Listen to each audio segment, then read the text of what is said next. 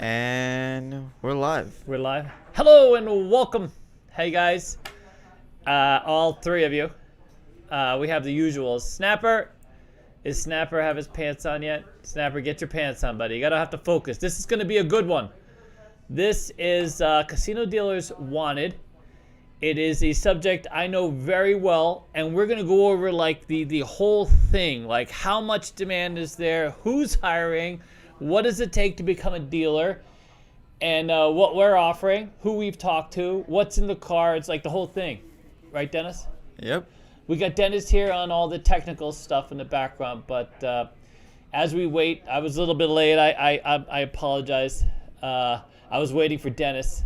Oh yeah, totally waiting for me. Yeah, no. Threw him under the bus. It's easy. That's why we have kids, dude. Scapegoats. It's very easy. Scapegoats and beer. Beer delivery and scapegoat action. That's all. What do you think, buddy? Got that refrigerator action going? Wow. What a haircut, though, huh? Everybody in with that haircut? When are we gonna stop mentioning the haircut? No, I know. It'll be a year from now, dude. It's gonna take a while for everyone to get over it. It's quite stunning. But we've been so let's get a few things out of the open. Just so you know, what's his name? Dennis. Dennis and his crew have all been moving. Thanks to some fantastic fans, huh? You have a brand new condo. He's moved into his new condo. This is true. And it was a very transitional moment because, prior to this, Dennis was sort of living in the hood. Actually, it's where the hood meets the hood kind of thing. But it's quite interesting. So Dennis kind of worked his way out. He's been a fantastic member of our team. He deserves everything he's been getting, even though he doesn't feel like he does. But if you want to see how this is all played out, you can always go to his vlog, and it's on YouTube /Vegas Tycoons, because that's what he is. And by the way, we are in the talks for all of you who are fans tuning in. But we're going to get to the Casino Dealer Wanted, I promise. But for all of you who are fans of the channel, have been following our progress, CEG Dealer School and Casino Quest over the last couple of years, let me just tell you, we have some fantastic stuff in the works. Let's just say, here's a little teaser. We went to a mall the other day, and not to shop. That's one little teaser. We also have quite a few things going on, with the school, and we have some talks with some local casinos. For those of you who are on Patreon, or those of you who are looking to do some meetups here in town, we believe in the next couple months we're going to have 3 casinos in the mix that'll be part of our network. And the idea is to call, say you're a friend, get a discounted room, come party. And Dennis says, get your tickets ready. I was hoping to announce something today. I can't. I have to wait till quite literally 2 Sundays from now. But hang tight, because we do have rooms and things coming. If you've already booked a room, I think Snapper's already hooked everything up. Alan, I'm sure, is way ahead of it. Yeah, you probably paid full price. What can I do? We're doing our best to get you guys close. But I think we have a fantastic property lined up. And we're talking to them in a minute. So, in a minute. All right, you're laughing over there. What's going on? James Blackman said, Dennis, don't bring more than 4 strippers back at a time. I know. Yeah, so we're working on getting him a big... So let me just say, we are living vicariously through Dennis and his haircut. Okay? So we have decided... I mean, I'll be on... When I first turned 18, I was in the military, on my way in the bus. I did early entry. I was at MEPS before I turned 18. I went through... military, I got my GED, literally, like the military sat my ass down in a chair and said, listen, you're going to finish right here. And then I was on a bus a couple weeks later. And then when I turned 21, I had a girlfriend / wife and a baby. And so my life was very different. And for those of us who have missed that opportunity, we are making this an epic birthday bash for Dennis and also Jet and Dennis, two really key employees that put all this media together every week for you guys. They are celebrating. They're within 2 weeks of each other? 2 weeks exactly. 2 weeks exactly. All right, so it's basically their birthday, and all of us old folks, all of us older people, we get to live and experience that all together and have a great time and really have a lot of fun. And try not to get Dennis. So a lot of the offers out there for a lot of alcohol, dude. A lot of alcohol, a lot of strippers, a lot of other stuff too. By the way, people have been, and we're like, yeah, no, come on now. But anyways, we're working on getting them a suite, some comps, because we love comps, dude. We love it. We love free, but at the same time, but it's a win-win. It's a win-win, right? Isn't that the idea? Yeah, it's a win-win. Okay, so really quickly before we start. Before we start, go. Andy Cow, thank you for being a member for 15 months. Wow. We've been around for 15 months. Yeah, we've been around for how long? Holy crap. I sometimes forget how long we've been around. Wow, thank you, sir, and thank you to everybody. All right, let's get this show on the road. What do you think? We got any other special things to talk about? But if you haven't seen the vlogs, you're missing out. I mean, yes, they need some work, but they're wonderful. They're a bit tearjerker because a lot of transitions going on. There's a lot going on in Dennis's life right now, and if you were here, you would see it. So, but it's fantastic. Or if you watch the vlogs, I really wish you'd be part of this. So, anyways, there's that. All right, let's move on. You ready? Because this is the episode. Now, believe it or not, I'm not going to go into. I'm going to focus on. I'm not going to do the whole join our Patreon, our YouTube. I'm not going to do that. I'm not going to do that this episode. Technically, didn't you just do it? Yeah, I did just. Yeah, no, I just threw it in there. It was kind of sneaky, but. We're going to focus on dealers wanted, all right? Because so we happen to have a dealer school, we happen to have a casino quest. This is very central, and in fact, we decided to kind of revisit this because we have been getting so many phone calls. We had so many casinos just last week visit the school. We have many more that have called us that are developing tuition reimbursement, hiring bonuses. I mean, casinos are desperate. If you've been following Vegas, the table game wins are through the roof. Short money. And by that I mean high table limits, low bankrolls equal big Vegas win. You end up on a $25 table with $100, not a lot of places to go, right? We just uploaded the short money system, right, on Casino Quest? And Patreon. And Patreon, that's a cool one, I'll be honest with you. I didn't think that had legs, but it has some legs. So if you're interested in a short money, if you end up on a $100 table, or a $25 table for that matter, with $100, that could be, it's almost workable, but anyway, so we put that up there. Okay, so you got my little slideshow, my dealers wanted slideshow? I do. And look at that, the first slide, by the way, that's us, hello, that's Casino Quest. And because we need dealers, strangely enough, we need dealers. Our dealers, by the way, start at $15 an hour, plus they get some tips on the tables.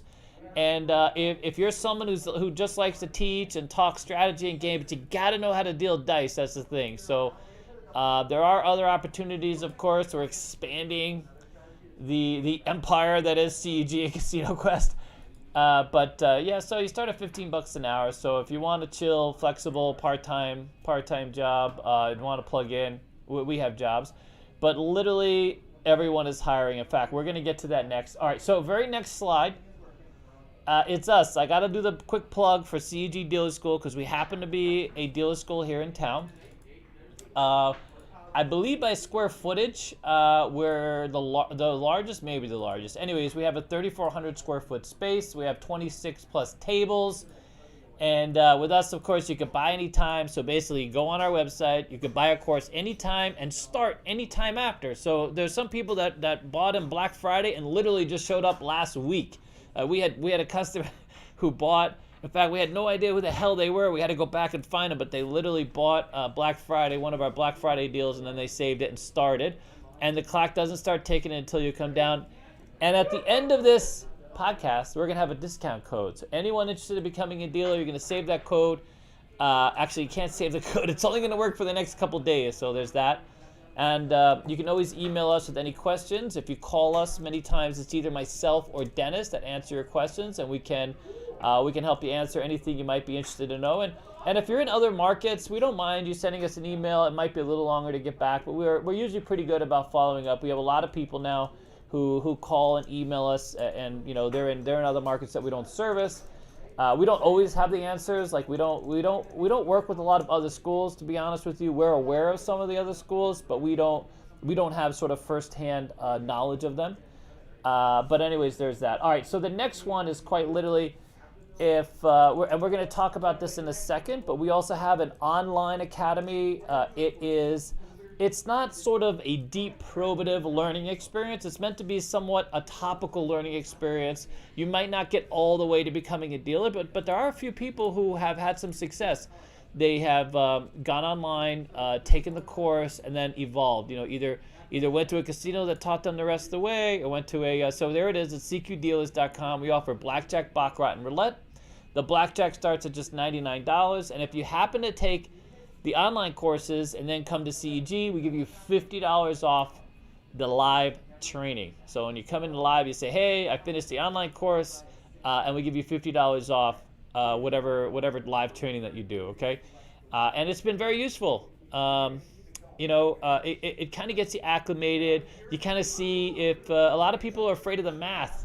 You take these and you get over kind of the math issue, and then it gives you, it's a low-cost way to kind of figure it out. What do you think? Good? Good. All right, now we're going to get to the show, as it were. All right, do we have any questions, anything, hello, any shout-outs to anybody? Let me check. Do we have any of the usual suspects? I said this in chat, but I'll say it here. Matthew, feel free to call the school. I answer the phones 90% of the time. Yeah. So just call, ask any questions you got. Yeah, just answer or email. If you email us, info@cegdealerschool.com, we're very good at replying to the email, unless sometimes it goes to spam. By the way, we've had a few people who Dennis like recovered from our spam. I don't know what the hell's going on with our spam, but our spam filter is through the roof, dude. It actually, we had a potential sponsorship that we got screwed. I wouldn't say screwed at. Did I say screwed at? Yeah, that kind of went south because it kept going to spam. We would reply, and they would reply, and every reply, I would mark it as not spam. Would go back into the spam filter. I'm not sure what the hell that's all about. I don't know. But We have anyways. really strong spam filters. Anyone who has a giveaway or won a giveaway, I went through the emails, went through all the spam, found a couple of you. So if you haven't got on your things, I promise it's coming out. Yeah, by the way, this week, or not this week, today's giveaway at the end of this podcast is going to be one of our pet cards, not our coin, our fantastic. We have these in coin. If you want to make a contribution to our legal fund while also getting a fabulous gift, we have these available on the website. Our fantastic Mar-designed koi fish. See that? It's beautiful. Oh, can they see it? I can't see. Oh, there you go. Yeah, it looks, dude. It's a 2-inch coin. It's heavier than a silver dollar. This is a 2-inch coin, not a 40 millimeter. So it's larger than the silver dollar, heavier than the silver dollar, and it is literally a really ridiculously beautiful coin. It's a metal coin. It's a metal alloy coin. We have another coin coming up for you guys that are into the what is it? The lion or the tiger? You're the tiger for the Chinese New Year. We got another one of those. But that's not where we're giving away. No. We're giving away some of our pet cards. So we're giving these away to whoever wins. And yeah, those are our pet cards. The pet cards. So pet cards basically just polyethylene cards. That's why they're called pet cards. And they're the most durable cards. They're great for pitching. So we're hoping that this goes to someone who might be interested in being a dealer. These cards are wonderful for pitching. They're a little slippery, so again, it gets your hands, you work your hands a little bit, but they're great for pitching. They're scratch resistant, water resistant, bendable, this kind of thing. They're very durable, and they last long, and they're great for pitching. So if you notice, some of the better poker cards as well are the pet cards. So they're wonderful. All right, you ready? Are you ready, buddy? We're going to get right to the show now. We're going to get on, and we're going to talk about this in a very impactful way. And if we have any questions, just stop me. Just go ahead and stop me. Just call it. All right? Apparently your stash is memorizing. They can't look away. I understand. I could have been eating like something with whipped cream. That would have made it more attractive, I think. Yeah, no, I'm back to the stash. I like the stash. I used to love it. It took me... For those of us, I used to be beard challenged. I would grow patches of hair in weird places, and when I was younger, I could never grow a mustache. You remember that guy, that Blue Bloods guy? What was that guy with the big-ass stash? Who knows that? Come on. Someone's got to come to my rescue. There used to be a sitcom on. He's in Blue Bloods, but he used to be young, and he had this huge stash. They know. Give it 2 seconds. They'll follow up. They'll right away. Remember that detective used to drive around in the Ferrari? You don't know who I'm talking about. You're too young, buddy. You're too young, but he used to have a big old stash, dude. He still has a stash. He's in that show Blue Bloods. All I can think of is someone commenting? Someone's commenting right now. All I can think of is the adult movie stash. You have no. Well, that's that too. But there are other purposes for the damn stash. Tom dude. Selleck. Tom Selleck. Hello, thank you very much. Thanks for playing. That's right, Tom Selleck. We like Tom Selleck, dude. Oh, God, my mother. Every time I'd watch the damn show, my mother would shut up about him. Either that or Chuck Woolery. Like, shut the hell up and watch the damn show. You know what I'm saying? Like, I don't understand. Like, what is this? What is this? My mother would be like, oh my God, there he is, Tom Selleck, the one. Just like my strategy, the ultimate. No, he looks a bit, he's a bit long in the ears now. What's that? What are we laughing at? What's Crap going on? Hawaii shooters agrees with me. Who? The crap Hawaii shooters. Yeah, it's a porn stash. I know. I got a lot of. Alex would just constantly. They agree. Yeah. The porn stash. The porn stash. All right. Well, hey, you know what? Magnum Pi. Magnum PI. That's the name of the show. God, I love that show. My mother loved it for other reasons, but hey, I love that stash, dude. I mean, for those of us who couldn't grow stashes, that was like king of the hill. Buddy. Anyways, let's get to the show. All right, get to the hill. All right, so here we go. We're at demand. Wait till you see some of the statistics I have found. So here's what happened. We started getting calls like you have no idea, like quite literally several calls a day from casinos all over the place, asking us if we knew dealers. And we're like, yeah, we know dealers. We know a couple dealers. And I was even offered a few jobs to train or to go out, manage a pit, whatever the case is. And then we started having a lot of supervisors just walk into the school. And, it's problematic when you already have a casino there doing auditions. And then you have another casino come in and going, hey, wait a minute. It gets a little awkward. So we try to schedule these things, but demand has been through the roof, and the Wynn on table games has been just literally in its record wins, even though there are less people. You follow? Like you would think with a lot less people, there would be lower wins, but that's not true because table limits are absurd, and people's bankrolls are not at the same level of absurdity. And so you have this intersection, this paradoxical intersection of I'm getting screwed on the crap table because I can't afford to play kind of thing. You understand? Yeah. And one less coupon too, because now you got to go to buy a burger for $25 and a drink for $15 because, the cocktail waitress quit or she's 75 years old and hasn't made it around to your table yet. Oh my God. And may not make it around to your table. You don't know. You don't know what's going on with that one. You know what I'm saying? Yeah. All right. So here's the thing. Next slide? Are you ready? Yeah. You tell me when you need the next slide. Oh, I need the next slide. So demand. Oh, yeah. Dealer demand. Oh, yeah. Put that on there. You ready? So here's the thing. Before the pandemic, it was about 23 to 24,000 potential positions for dealers here in Vegas. And that's the Bureau of Labor Statistics, by the way, who completed a study in it was either 2016 or 2017. Now that assumes there's a lot of pits that aren't full because they could never find all the dealers they need. So they, you go into a casino, you see a lot of tables that they're just closed because they don't have staff. And then you wonder, well, it's busy on let's say you go into a casino on like a Friday, Saturday, and they still have tables closed. Well, that's not because they want to have those tables closed. It's just because they just have no dealers. They have no staff. Or they move tables off of the floor like Caesars has done and put slot machines in because they simply had no staff. They couldn't find the staff. So they just said, screw it, we're going to throw some slot machines in here and call it a day. And so this is what's gone on in Vegas. Now, with the pandemic, a lot of older dealers just quit. So the thing with being a dealer, of course, is the bar is a bit low. You could be like 90 years old, and as long as you can like bend over, stand, you don't even have to stand in some cases if you're on an ADA table. So the bar is pretty low, realistically.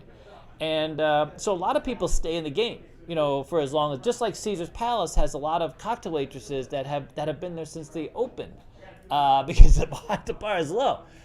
Or even the Rio, I think, at some point. 30 years later, same cocktail waitresses and same dealers. And so the pandemic, though, pushed a lot of those people just finally decided, you know what, it's a little too risky, I'm gonna quit. So now you have these huge wins in the table pit. All these supervisors are like, oh my God, we're winning all this money. Where the hell are all our dealers? And now they're going out trying to find dealers. So there's probably, this is a low number, and you're going to think I might exaggerate. I'm not exaggerating. 3,000 to 5,000 open potential positions. And by that I mean if every casino could meet their demand, there easily would exceed 3,000 to 5,000. We still have the Palms left to open. We still have a few casinos that are sort of being refurbished and upgrade. You have the what's now, it used to be the Fontainebleau, then the Drew, now back to the Fontainebleau. You have Hard Rock coming in town, probably going to expand, maybe expand the Mirage, maybe not, who knows. But there's lots of synergy going on. A lot of things are sort of changing hands. A lot more competitive things are going on. And so we're going to be hopefully creating a lot more opportunities for dealers. So just here in Vegas. So last week, 12 casinos contacted us, 8 visited. 12 casinos contacted, 8 visited. We already have job boards for 3 of them. And we're going to be installing a job bulletin board onto our CEG Dealer website, and we're going to start representing these casinos officially. So instead of going through Indeed or LinkedIn and some of these other job sites that really don't connect directly with dealers, well, guess who connects directly with dealers on a daily basis? You know, the school, of course. So we're going to have that, you know, sort of direct opportunity for the casinos to reach out and find the employees they need. Not just new employees, by the way. We've had a lot of legacy casinos reach out looking for experienced dealers. So there's a lot of transition going on in the gaming industry. So 344 current listings. If you go to LinkedIn right now, look up Casino Dealer, you'll see 344 listings throughout the country, representing lots of different casinos. I mean, pretty much everywhere. There are very. I originally was going to go out to some key markets. So we get calls from some key markets, and I was going to just sort of take their job recruitment poster they had sent us and plaster it on and show you guys. And then when I did the search, I realized, well, it's not just them, it's literally everybody. And if you're looking for a job, then just look for a job. Like, you know, I don't want to like restrict you to going to Idaho or Oklahoma. I want you to go wherever the hell you want to go. You know, that's the goal. David wants to fit you with the right, you know, position, the right location, wherever the hell you want to go. And so you go on LinkedIn, it's quite stunning, dude. I have actually, I can't say I've never seen this. I have seen demand. Demand's always been there at some level. When the pandemic first hit, everybody was like, oh, you know, dealers are going to go bye-bye. No one's getting out of the house. Who's going to want to belly up to a table? But that turned out not to be true. Dealers are making more money now in Vegas than they ever have before.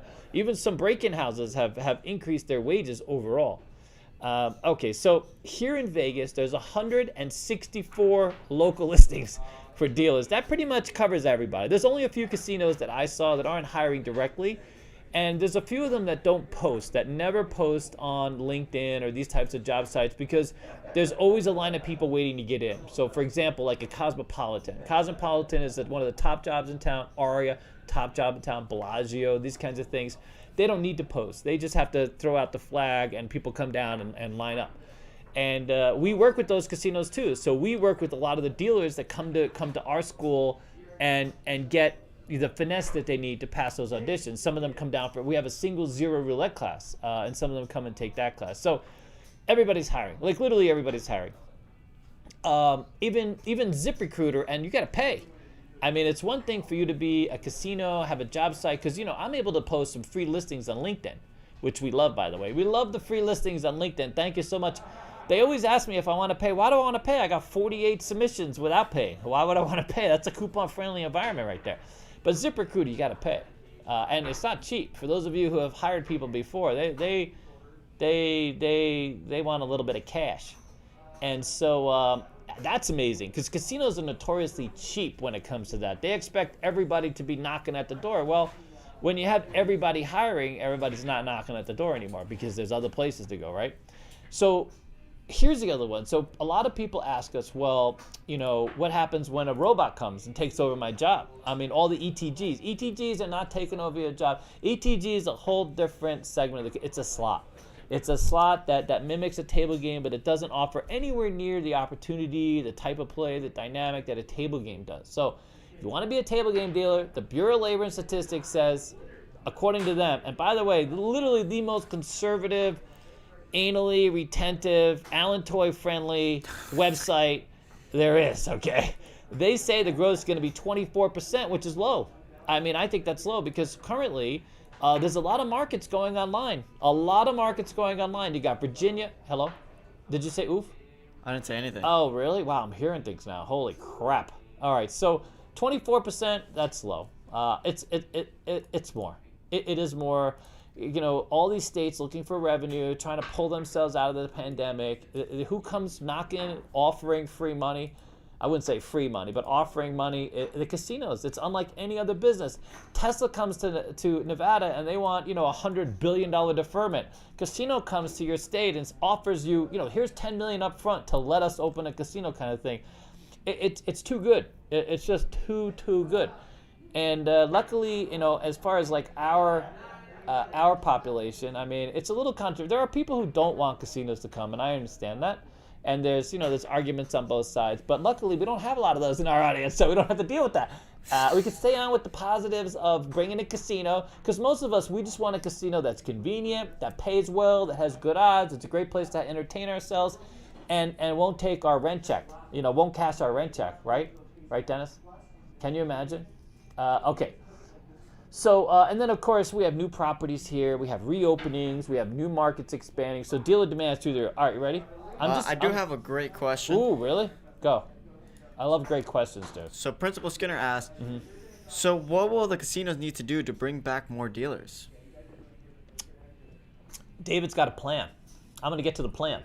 I'm going to get to how we're going to have a role in that plan. And I'm gonna, you know what's amazing? You guys, literally you and you have helped us come up with this plan based on the success of CEG.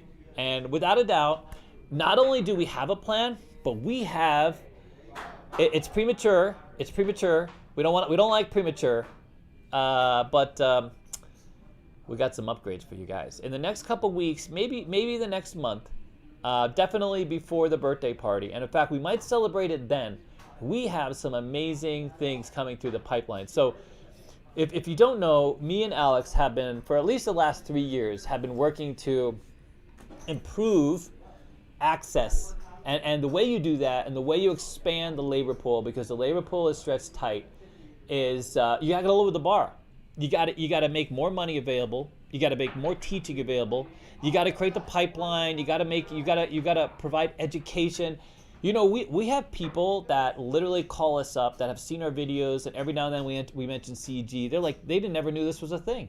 Or they might have been here in Vegas and just weren't familiar with how to become a dealer. And those of you who have followed my path, let me just tell you, becoming a dealer saved my life. Like, literally saved my life. It gave me a future, helped me raise a family, provided opportunity. And all these years later, it's my passion. I mean, without any doubt. It's not just my passion to be a dealer. I love being a dealer. My passion now is to replicate the process for as many people as I possibly can. So for anyone out there, for literally anyone out there who, like me, I was always asked, like, what's my passion when I was a kid? Like, what do I want to do? I wasn't one of those kids that was like, hey, I want to be a fireman or a policeman or literally anything else. I didn't know. I was like, well, I'm just going to get to tomorrow and figure it out. And it wasn't that I was, you know, a stupid kid. I did well in school. I didn't do drugs, mostly. I didn't do a lot of drugs. I actually did. There was a year I did a lot of drugs, dude. I tried that out. I thought maybe I was going to be. I saw some friends of mine that worked out well for them. They were, what do you call those? What do you mean by worked out well for them? I mean, they seemed to have a lot going for them. They slept in their parents' basement. They didn't have any responsibility. They drove a car for free. I mean, it was worked out well. What do you want from me? You know what I'm saying? That to me was well. My parents were like cracking the whip. Get the hell out of the house. You know what I'm saying? I thought Stoner. That was the name. Yeah. So I'm like, you know what? Let me try this Stoner thing. See how it works out. Didn't work out well for me. Trust me, because I still had to get out of the house. But I didn't have a whole lot of passion. In fact, I mean, even the military for me it was like sort of a default. I wanted to get the hell out of town. I didn't have a whole lot of other things on the plate, and I had to get out of town quick, kind of thing. And so yeah, so I ended up in the recruiter's office, or the recruiter found me. I mean, and the rest of it's a blur. If you can imagine, I was literally so lost. I ended up in Scientology. For any of you, I literally ended up in Scientology. Of course, I was evicted from Scientology at one point. Because that was a bit weird. Alex hates me talking about it, but those of you should know this. I'm a multi-dimensional kind of person. But breaking down in Vegas is the best thing that ever happened to me. And finding a job, I became a dealer quite literally by mistake. I was downtown. I won a little, I won a little stupid money. Like I was in 20, out 200, roaming around with nothing to do. And this girl came up to me with a pamphlet, asked if I want to be a dealer, and I'm like, why not? Like, that's how I ended up in Scientology too, by the way, quite literally. I know, it's a bit crazy. They're like, this way, sir, personality test. And they're Anyways, like, we got a couple questions. Oh, really? GSA says, question, if table plays down, why are there so many top progressive tables hitting so frequently? I mean, I just think that Vegas is looking to make news of everything.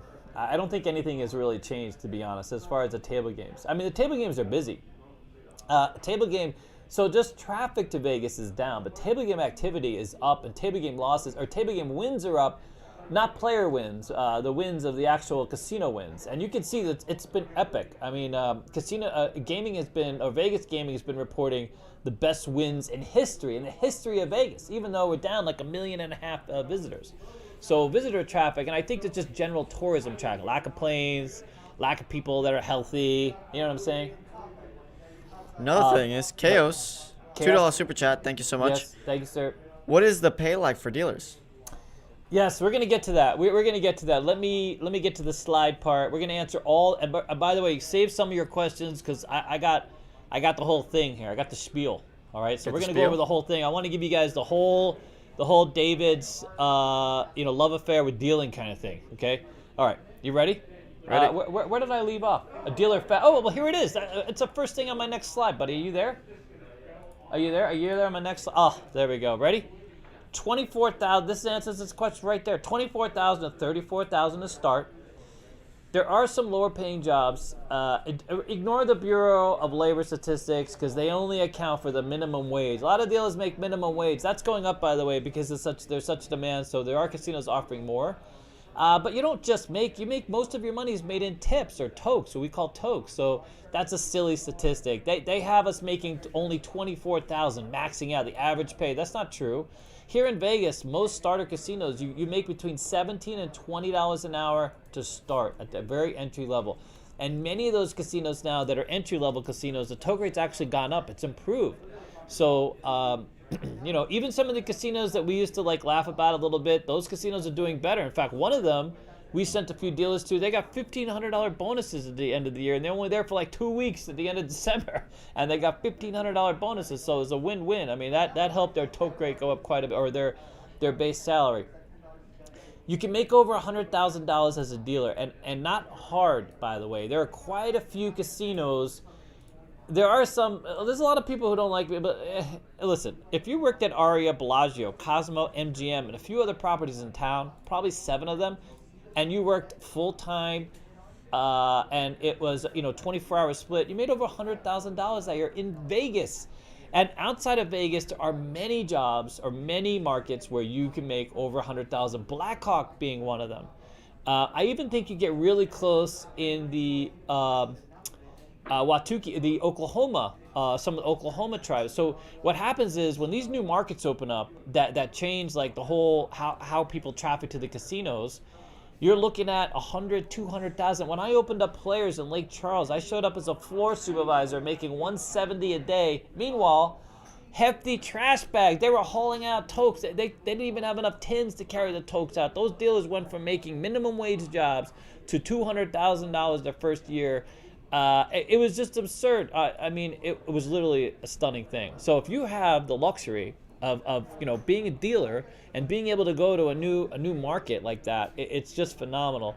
People just flood, especially if you're near a big feeder city. It doesn't always work out that way, of course. There are places that open where there's already some competitive areas, and it just shifts some of the traffic flows, and might not be the biggest yield. I know, in Massachusetts, Springfield, these kinds of things, they're not making anywhere near that, but the toke rate's good. It's a great job. I mean, it's a great overall job. All right, you ready? Long career path. So becoming a casino dealer. Before you jump forward too far. Good. What do you got? Let me see. There was a good question. it was by that Rascal Merlin. I don't remember what I lost the question, but I remember what it stated. It said, if you have disabilities, will a casino hire you and sit down on a blackjack table? So the answer, honestly, is if you can't stand up, probably no. Even though there's 88 tables available, I have very, very, very rarely known of anyone hired with a disability that was literally sat at an 88 table. I know of one exception on an Indian casino where it was an actual member of the tribe that got juiced into the casino job, was disabled, had to sit down, and they would wheel this person right over to the 88 table, and that's all they did. But that's not typical. I've never known of that outside of that very specific case. I imagine there are other cases like that, but the fact is that the job itself requires you to stand up. So they list what the basic requirements of. You don't have to lift a lot of weight, obviously, but you do have to be able to stand. You get a break every hour for 20 minutes. But those 88 tables, what they call 88 tables, the sit-down blackjack, sit-down midi, baccarat tables, those kinds of things, there's not many of those. There's always, every pit will have 1, 2. If it's midi baccarat, they'll play that out on the 88 tables for the most part. But typically they want you to be on a rubber band. They want you to be able to rotate around the game. So the answer is no for most of us. Let's just say that. That's not an option. But by the way, Rascal Maryland, love some of your most of your comments. I love people who are just genuinely honest without trying to troll us. Man, you have some really good ways of providing input. Really been wonderful. I've really enjoyed a lot of your comments. Actually, I've given up reading. Dennis reads the comments because I just like the positive ones. Yeah, I too old to listen to the negativity at this point. And if I really had to shut up like some of you have wanted me to, there wouldn't be much left. I mean, All right, you ready? I want to move on? Yeah, keep going. All right, ready? Keep going. Okay, so the other thing is it's a long career path. So being a casino dealer is a hands-on type of job. And if you want to work up to being a floor supervisor, a shift boss, casino manager, and even other areas of the casino, they value that hands-on experience like you cannot even imagine. So in such a way that I gave someone, I know someone right now who's going through the ranks and working on going through a mentoring program, and they're literally working their way sideways through the casino. Casino dealer, pit clerk, hotel front desk, all of these things, because as you move up, if you want to move up into operations and management, potentially, these are all opportunities. Casinos love when you have this hands-on experience. I know of pit clerks now that are table game directors or VPs and work through without any college education, without any real formal training, have just done the grunt work of being in the casino. And that's how, listen, I don't have a college degree. I'm here. I have this business now in the school, and I worked my way up through the casino business just as starting as a dealer. So there's a long career path, and it's a great career path. Okay, so then of course there's all the stories, dude. If you're ever looking for stories and you want to sit with your grandkids some years later and have some wonderful stories. Minus the drugs and alcohol, I guess. There's a lot of stories. I mean, it's a wonderful kind of, personal, human, interactive type of job. So the stories are fantastic. Do you have my slide up there? They get tired of looking at me, dude. Where's my slide? That way I can read it off of here. It's even better. Wait, really? You have another question? I got questions. I'm going through the comments. That's what I do. I'm on my ghost, buddy. Hawaii Crap Shooter says, what's the quickest time for walking into CEG to take a dealer class to working at an actual casino? Oh, we had the fastest ever is like 2 weeks. We've had some people who had some experience, came to refresh, but new class, new dealer, 2 weeks. We had a guy, and I say poor guy because quite literally that's the worst thing that can happen. So he came to the school, signed up for 2 classes, and he wasn't even done with blackjack. A casino came in, recruited him right off of our training floor, and brought him to the casino. Well, guess what? He didn't finish the games, and we're going to get to that. We're going to talk about how the opportunity plays out, because realistically, you don't want to be hired with just one game. You want to be able to get around the pit. You want to have more than one game. It's not an upsell. It's just the reality of being a casino dealer, because the goal is really not to break in, not the first job. It's the second or third job that's really the path to success. So a lot of these break-in houses, lower tier casinos, you're not looking to be there forever. You really just want to be there for 3, 6 months, 9 months, maybe a year. And they understand this. It's sort of the natural churn of the business. And then you go to a higher tier casino, and then the second or third job is where you want to be. And it's tough to get there with one game. And this guy actually came back to the school and was like, oh my God, now I'm working. I don't have time to come back to the school, learn my other games, and it becomes a little problematic. But so 2 weeks is the fastest. What we recommend is it takes about a month per game. Craps, of course, it could take longer.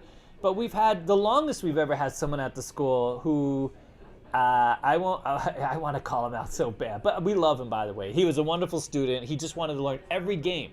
So he took every single game in our school. He came to our school for 2 years before he actually started a job. And his brother worked at a high-tier casino, and he just wanted to make sure he had everything down. He already had a decent job.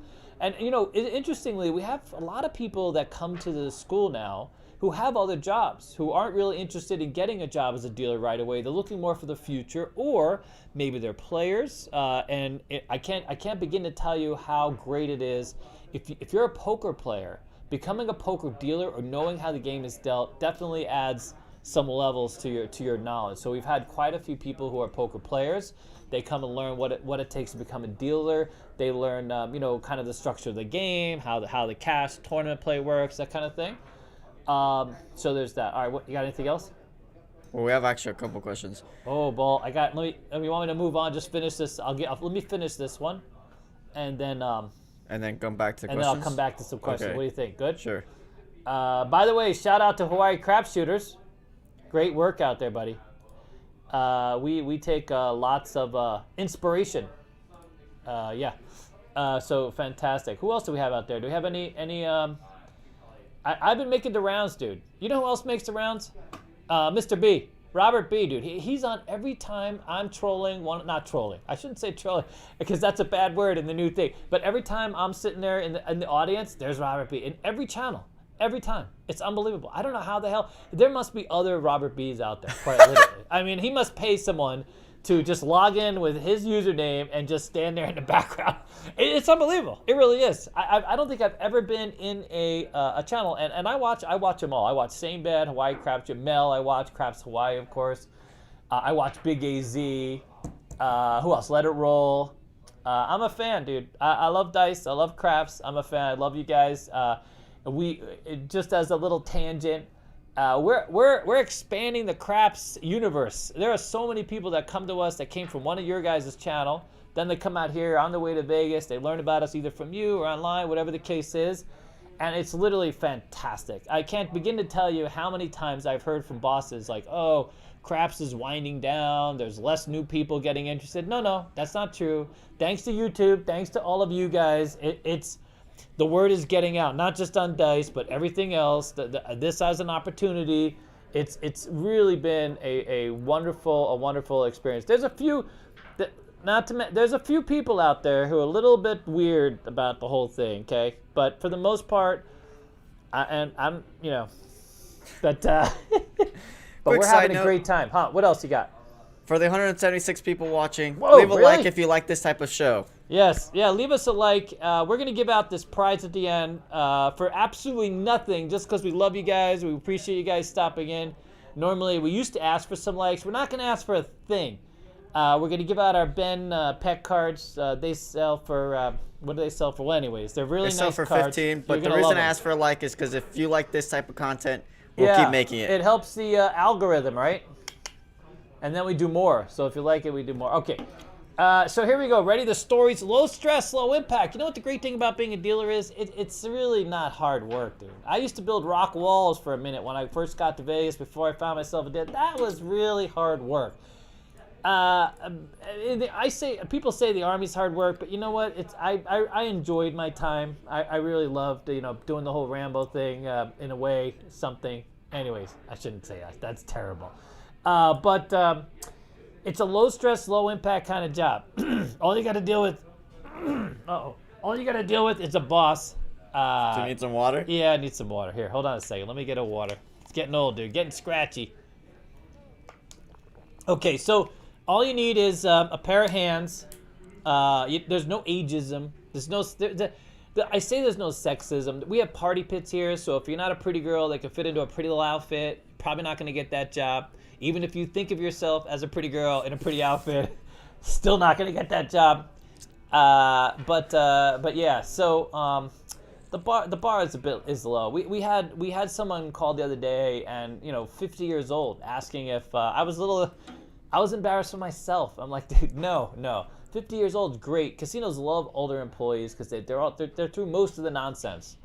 You know what I mean? Like, a lot of times if you're just 21, it doesn't always work out so well. If you're just hitting the street as a casino dealer, you're exposed to a lot of, negative influences. By the time you're our age, you've already eaten up all those negative influences and fed them to your children. You know what I'm saying? So you're on to the next stage. Oh God. Well, we got to give our children kind of a little break because most of us are guilty. You know what I mean? Like, I can't imagine yelling at my child for. Anyways, moving on. Can we move on? Let's move on. Okay. The next thing is a poker traveler. I love this. There's a lot of people love dealing poker. You want to get in your RV and hit the road? Man, poker, that's an opportunity. That's an actual opportunity. And here's the other thing. You become a dealer. It's like I tell people, if you want a job for life, like if you want a job that regardless of what else is going on in the world, you can always come back to it. There's always demand. Dealer is one of them. Like being a security guard, like everybody needs security. It doesn't pay the best though, unless you carry and that kind of thing. But being a dealer, once you're a dealer, you're a dealer. You come back, you refresh, boom, back out. We have a guy who's at the school right now, was a dealer, went into the Marine Corps for 8 years, and came back to the school to refresh to become a dealer. Guess what? There are jobs waiting for him like he never stopped. And the fact that you're a vet, that's big. Vegas loves vets. Vegas absolutely love vet. There are casinos that will leapfrog you. If you're a vet, we got really wonderful opportunities for you. Okay, and rightfully so, by the way, rightfully so. Okay, great part-time job. I mean, that's what it is. If you want to just work part-time, if you're looking for something to fill the void, you want to get out there, work your hands, that kind of thing. A lot of great part. And then the low bar of entry, of course. I mean, it doesn't get any lower. It really doesn't. It's probably harder to become a security guard than it is to become a dealer for that part. You come to the school, you pay for a course, and boom, you're out the door. Unless you don't, as long as you don't have active search warrants and you haven't killed somebody last week, we can get you a job, all right? And by the way, if you have killed somebody last week, make sure to let us know when you come in the door so we can help you out with that application. That's the thing. You got to get licensed. You don't have to have a clean history, but you can't have stolen anybody's credit or their ID or anything like this. Financial crimes is really bad. Casinos don't like it. Financial crimes. Manslaughter, not such a big deal anymore. Not such a big deal for manslaughter.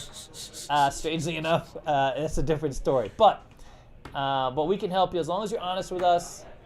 It's funny how I have a lot of people come to me and they're like 2 weeks into school or they're a couple months into school about to get a job and they're like, hey, dude, I smoke a lot of weed. And I'm like, no, it's okay. And they're like, no, a lot of weed. Where can I work? And I'm like, well, because believe it or not, so casinos here in Vegas aren't supposed to use that against you, but there are some that do, strangely enough. And guess what? We know which ones. So we can help send you to the place where that's not a thing. And it's a law. They passed a law saying, listen, if pot's going to be legal, we can't use it to preclude people from getting a job, right? Unless you need a job where, you're in the police or, ambulance, because that would suck. Imagine that, being too stoned to drive the ambulance. That'd set you back a little bit. You know what I mean? Yeah. All right. So next up, where's my next? I got my next slide. Do you guys love these slides or what? I mean, it's like back to high school with this. If I could do one of those little shoebox things and little figures, that would be cool. That would be cool. I could have a dealer over here and anyways. All right, ready? What do we got? Dealer facts. Oh, so much demand. Oh, you're on to it. Look at you. God, isn't Dennis great, dude? That haircut really upgraded his capabilities, dude. I got to tell you, getting that hair out the way. That was big. All right, here we go.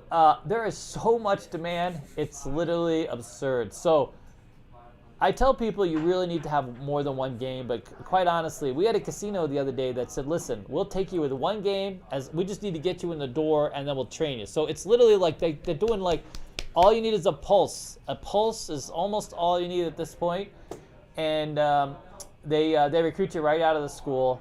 So we love it when casinos come to the school because we know, or I know, I was nervous on a lot of my auditions, and when you're nervous, you shake, you don't perform the best. So what we like is the casino to come to the school, audition at the school, and the deal is like comfortable. You know, they've been coming to the school. I can pass them a little smile. I can distract the audition dude at those key moments. You know what I mean? I can see you messing up the math on a blackjack, and then bam, hey, how you doing, Charlie? You know what I'm saying? And then we hold casino auditions weekly. We're trying to organize it, to be honest with you, because it's been weird with COVID and everything else. There's a lot of things going on. Hopefully we're at the end of this and we can start moving forward. But here's the thing. Casinos are working on tuition reimbursement programs. We have 2 casino networks working on that. Hiring bonuses up to $1,000 depending upon where you go, not just in Vegas, but in other markets. Most of the shifts are part-time and flexible. Some casinos are offering benefits after 90 days, and one of them, if you happen to be an older casino dealer and you want to go to a job where you get a reasonable pay and benefits almost immediately, I have 2 casinos for you. Literally, and quite honestly, you just need a pulse. You literally need a pulse. You need to be able to stand intermittently and not pass out. So the bar is as low as it can possibly get. That they're so desperate that they've had shift bosses having to fill in as dealers, and that's the thing. And we right now have more than 30 active recruiters talking with the school, and it's stunning.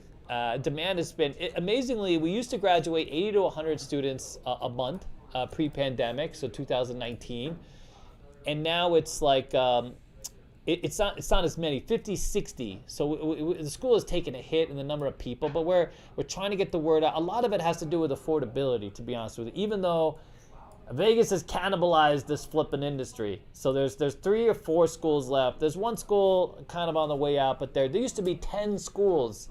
And so the schools compete, and lower prices to get people in the door. Meanwhile, they offer nothing. I mean, a lot of us if there's anyone out there who went to a dealer school back in the day, the experience was the same. The idea was to get just enough knowledge to get us the hell out the door and charge us as much money as possible. I paid $1,000 per game, $3,000 I paid, and I really just got through 2 games. I didn't even know dice. I barely knew dice, and luckily the Golden Gate had mercy on my soul, and that was the thing. But yeah. All right, we got any questions? Am I rolling everybody over? I kind of put them in a Google Doc so I can keep you track did? of them. Yeah. All right, well, we'll come back to them. All right, so, all right, well, any questions about the demand? Because I'm getting into the start. How do you start become a dealer? Go. Here's a good demand question. Go. Frankie says, do you know if Blackhawk casinos are hiring? Yes, 100%. Call me. I got you a job, 100%. Or doing dealer school? Listen, if you're in Vegas and you want to be a dealer in Blackhawk, David's got your picture. And by the way, the toke rate out there is through the flipping roof. And the problem really is, realistically, is how do you live? The cost of living is a little higher, amazingly. And where you live is important too. But if you're familiar with that area and you want to be a dealer in Blackhawk, I got 2 casinos. I can give you the games, the contact, and get you literally on a bus. And they're great jobs. So we have contacts. Well, we have contacts everywhere. To be honest with you, if you're looking for something, you just have to call me, and either I can make the call for you. And in many cases, you can make the call yourself because that's literally how much demand there is. But if you want a reference, especially if you're coming from the school, and if we've auditioned you, that helps. Especially on dice. All right, what else? Anything else? Well, it depends. When do you want to answer them? I have. Is that the answer that they were looking for? Did I miss something? No, I got more questions, but you said you want. No, I can. Is it about the demand? Because then now I'm getting into the start. The start is next, buddy. Well, the next question is about. I'll just read it. Crouch Wise Shooter says, "What is the CEG rate of people passing as a certified dealer compared to those who don't pass your dealer classes?" All right, here's an interesting scenario. So literally everybody at some point passes our school. We do have some people in the sophomore, junior category that have been coming to the school for a long time. But amazingly, we've actually got them jobs. And they'll probably stay at those jobs. Listen, I'm going to be the truth of it is people are at different skill sets, have different motivations, and we deal with all of it. The oldest we've ever gotten a dealer hired is 81 years old, and just recently we had two 70-year-olds hired. One of them took an extra second. One of them had arthritis and some other issues, some physical issues, and David had to ask for a favor, and rightfully so, but for a really wonderful human being who deserves the job, is still there, who's working hard and making a living, had to go back to work, had some financial setbacks, and just, that's the thing. And you know what? That's where we're at in this world. Thanks to you guys, I mean, quite literally, and CEG, the word is out. You help us, we help you. I mean, as simple as that. So you gave us one job, you provided some flexibility, and guess what I sent you? Like 5 more dealers, Yes, did we eat at the cafe and really enjoy ourselves? We did, because they have fantastic food. I won't mention the casino, but hey, I forgot the question already. What the hell was I talking about? Who am I? What's going on? What the hell is your name? Why do you have such a great haircut, dude? Oh my god. Anyways, the question was, what is the CEG rate of people passing as certified dealers compared? Yeah, so here's the thing. Everybody that wants to pass eventually passes. We take a very adaptive, iterative approach. Even people who come in and they get frustrated.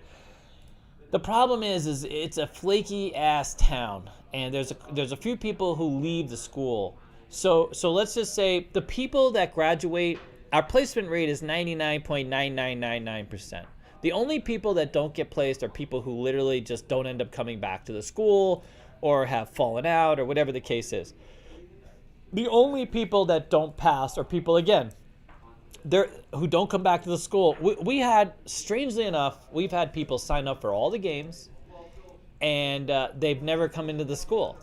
In fact, we just had someone who signed up for Black Friday, and Black Friday, just came into the school last week. So this is the kind of town we live in. This is the kind of interaction. But 99, I'm not allowed to say 100%. Because, of course, nothing is 100%. But in terms of placement and in terms of graduation rate, it's essentially 100%. Minus the people who just bail. But everyone else, it works out for. Yeah. Go ahead. What else you got? Moving on to the next slide. Because the start is big. Everybody wants to know, how do I get started? What do I do? Where do I go? What do I do? Well, these aren't demand questions, so I'll wait a little bit. These are demand questions? Yeah, I'll save them for the end. So anyone who's asking questions, if you have a good question, I'm gonna save them for you guys. Yeah. All right, good. All right, fantastic. All right, here we go. You ready? All right, so here it is. This is how you get started. Well, first of all, here's the best way to get started. And I wouldn't have said this literally 4 years ago. Go on YouTube. Get acclimated. Go watch a Hawaii crap shooter video. Go watch if you like craps, for example. Get around, learn the games. Go see some favorite YouTube. Learn a little bit about how to play. A lot of these channels actually go to the casinos. You can see how the dealers are participating. I mean, there's a lot to see, and it's a wonderful thing. So get acclimated, go online, do some research. You can go to the Bureau of Labor Statistics. There's a lot of casinos that have their career page. You can see what kind of jobs they're hiring for, what kind of benefits they offer, what their casino floor looks like. You can get an idea of what kind of customers. For example, Aliante. You can see the kind of pit that they have, the kind of pit boss, how they talk. We used to have a friend of ours, Lee, up there, that when we were up there with the Hawaii Crap Shoot event, one of the nicest guys you'll ever meet. He's a table games director. He's a wonderful human being.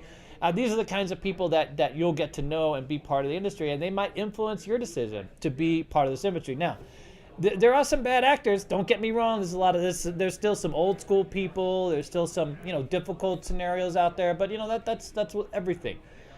Then I say download a manual. And this is where the cash grab scenario comes in, okay? Not really. So, I know, Dennis is laughing because, how is it not? We're a school. All right, but anyways, we have manuals on our shopcasinoquest.com. You could download one of our dealer manuals, and those are the actual manuals that we distribute to our casino dealers when they come to the school to train. Now, it's not meant to be a training manual per se, but it has everything, all the definitions. It breaks down like the cardinal rules.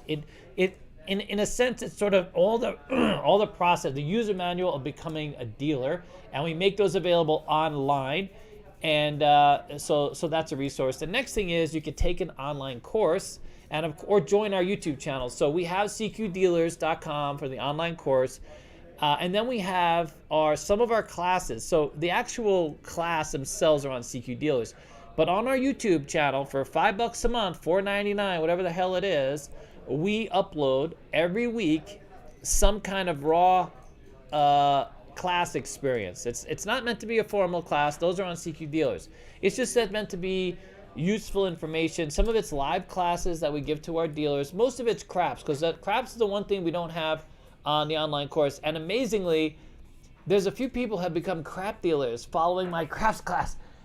It's quite stunning. By the way, you got to be really good and really adaptive, because it wasn't meant to be that. Eventually, we are going to have our own craps class online, but that was never meant to be the resource for that. But there are a lot of crap stuff. We have a guy that works here for us right now who's legitimately a crap dealer, and who just started following. He joined our channel for $5, and he got through the crap stuff, and he's a legitimate, damn near really good asset here, by the way. Okay, next thing is we have the dealer kit. I know this is gonna look like, oh god, cash grab central here, but you gotta have the tools. You gotta have the tools to do your job, and we have these. We put together these casino dealer kits on our website. And so, like, if you want to be a crap dealer, we have, the dice, we have the layout, we have the bowl, we have everything you need to become. Don't we have the bowl? What else do we got? I mean, don't we have more? Bowl, dice, you could. The puck, layout. Buttons. Yeah, buttons. So basically everything you need to practice, and the layouts we use are all professional grade. It's important to be professional grade because you're going to be pushing on this layout. This layout needs to be scratch resistant, water resistant. It's very durable type of microfiber or polyester grade. And so, this is the same exact type of layout that you'll be using on a live casino, at a live casino venue. So we have those available. And then you can visit either our school or really any school. Not all schools are the same. We invite you to research. You got to research, man. I mean, becoming a casino dealer and knowing the games is critical mass, because you're going to take that information, and that's going to be the thing that drives you into this whole career. And if you graduate a school, for example, and they didn't teach you how to pitch, or they didn't teach you how to use a shoe, those are major setbacks. Or if you go to a school and you don't learn all the Baccarat nuances. So like there's mini Baccarat, easy Baccarat is sort of the common Baccarat that's taught, but you need to know midi Baccarat, because midi is that high limit Baccarat that people play, and it's important to level up in this business. So there are schools, for example, that are even cheaper than ours, and they're cheaper for a reason. I mean, that's all there is. Just like everything else, you pay for what you get, and it is what it is. All right. So the next part is you get certified in at least 2 games, and take it from David here. You got to have 2 games minimum under your belt. You might be able to learn some more games at the casino you go to if they offer training, and that's key. But at least 2 games. So you're going to hit the floor, and you're going to tell them, hey, they're going to hire you, and they're going to look at your resume, and they may only audition you on 2 games. Then when you get to the casino pit, guess what? If you don't speak up, they're only going to put you on 1 game. A lot of times the casino will get comfortable. They'll throw you to a game, and then when they get confident with you on that game, they don't want to risk putting you on another game, because and that's what it is. It's confidence. They're building confidence in you, that you know the game, that you're managing the game well, you got some presence, that kind of thing. So you got to know more than 1 game. That's what gets you ahead in this career. Okay, and then of course, we talk about starting to apply. Or you find a school like us that can refer you. So we do the job placement. I tell all the dealers, listen, you have someone in the business who can refer you into the casino. You want to go somewhere specific. Your mom, your dad's working there. We have a lot of that kind of thing. But come down every Friday. I set up appointments to come down and see me. Because sometimes it's not about, hey, this casino that you live next to, you want to go work there. Me and Alex, we know who the bosses are. We know how they run their games, and every pit is not for everybody. It's different, So we try to match you where we think is the best fit for you, and that matters sometimes. Not just the short commute is good too, but having a place where you can break in comfortably and have a great chance of succeeding there. That's also important. All right, and the next thing is, of course, you get hired, you get licensed, and this works a little differently in different jurisdictions. So here in Vegas, you get hired first. That casino sponsors your license, and then you go through the gaming control board. It takes minutes. So they send you a link. You hit the link. You go online. You answer a few questions. It takes literally like 5-10 minutes for most people, unless you have like a long rap history. And then, of course, that takes a little longer to fill those in. But if you don't have a lot going on, you just fill it out. Boom, boom, boom. And then at the end of it, they give you a receipt with a fingerprint thing. Go to fingerprinting. And then, and eventually you'll be able to dial that one in. I'm assuming, right? I mean, right now it's still a physical thing. You got to go to a place and they fingerprint you. But eventually, given everything else going on, you'll just be like, hey, you'll scam me. It'll be an ass print, dude. Well, the same seat that you're sitting on will literally be your print. They won't take any chances that you're trying to, take advantage of the system. You follow? Because I don't think you could fake an ass print, no? Wouldn't that be too hard? Well, for me, it would be too hard. I suppose if you have a really small ass, you could fake it. You know what I mean? That would be easier. But if you have a large what are you going on about? I'm losing. How did you get here? I have way too much ghost in my system, dude. I'm off my rocker. Me and Alex were having the other day about what would be harder to budge, the testicular print or the ass print. We have these conversations. They're very philosophical, dude. You should know.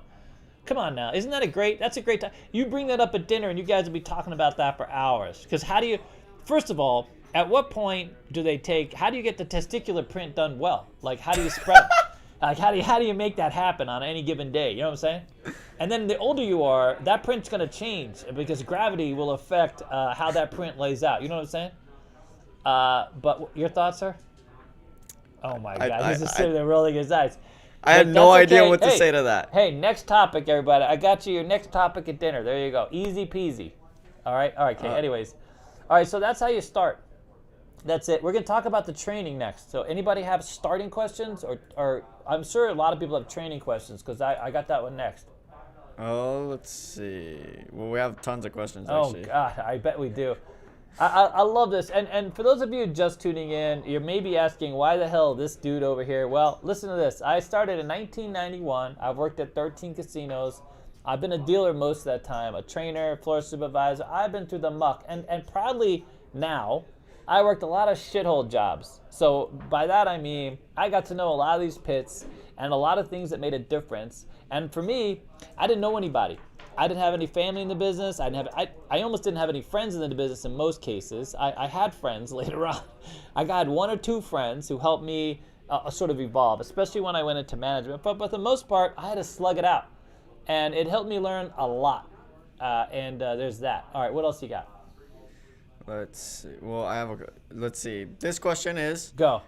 Can I take CEG classes to become a dealer in Pennsylvania? Will my state gaming control board accept the training from CEG? So here's the thing. Yes, and yes, sort of. Okay, so here's the deal. Most jurisdictions, or every jurisdiction that I know of, doesn't really care about where you went to school. You just have to pass the audition. There are some jurisdictions in the past that have required you to train at a certain type of.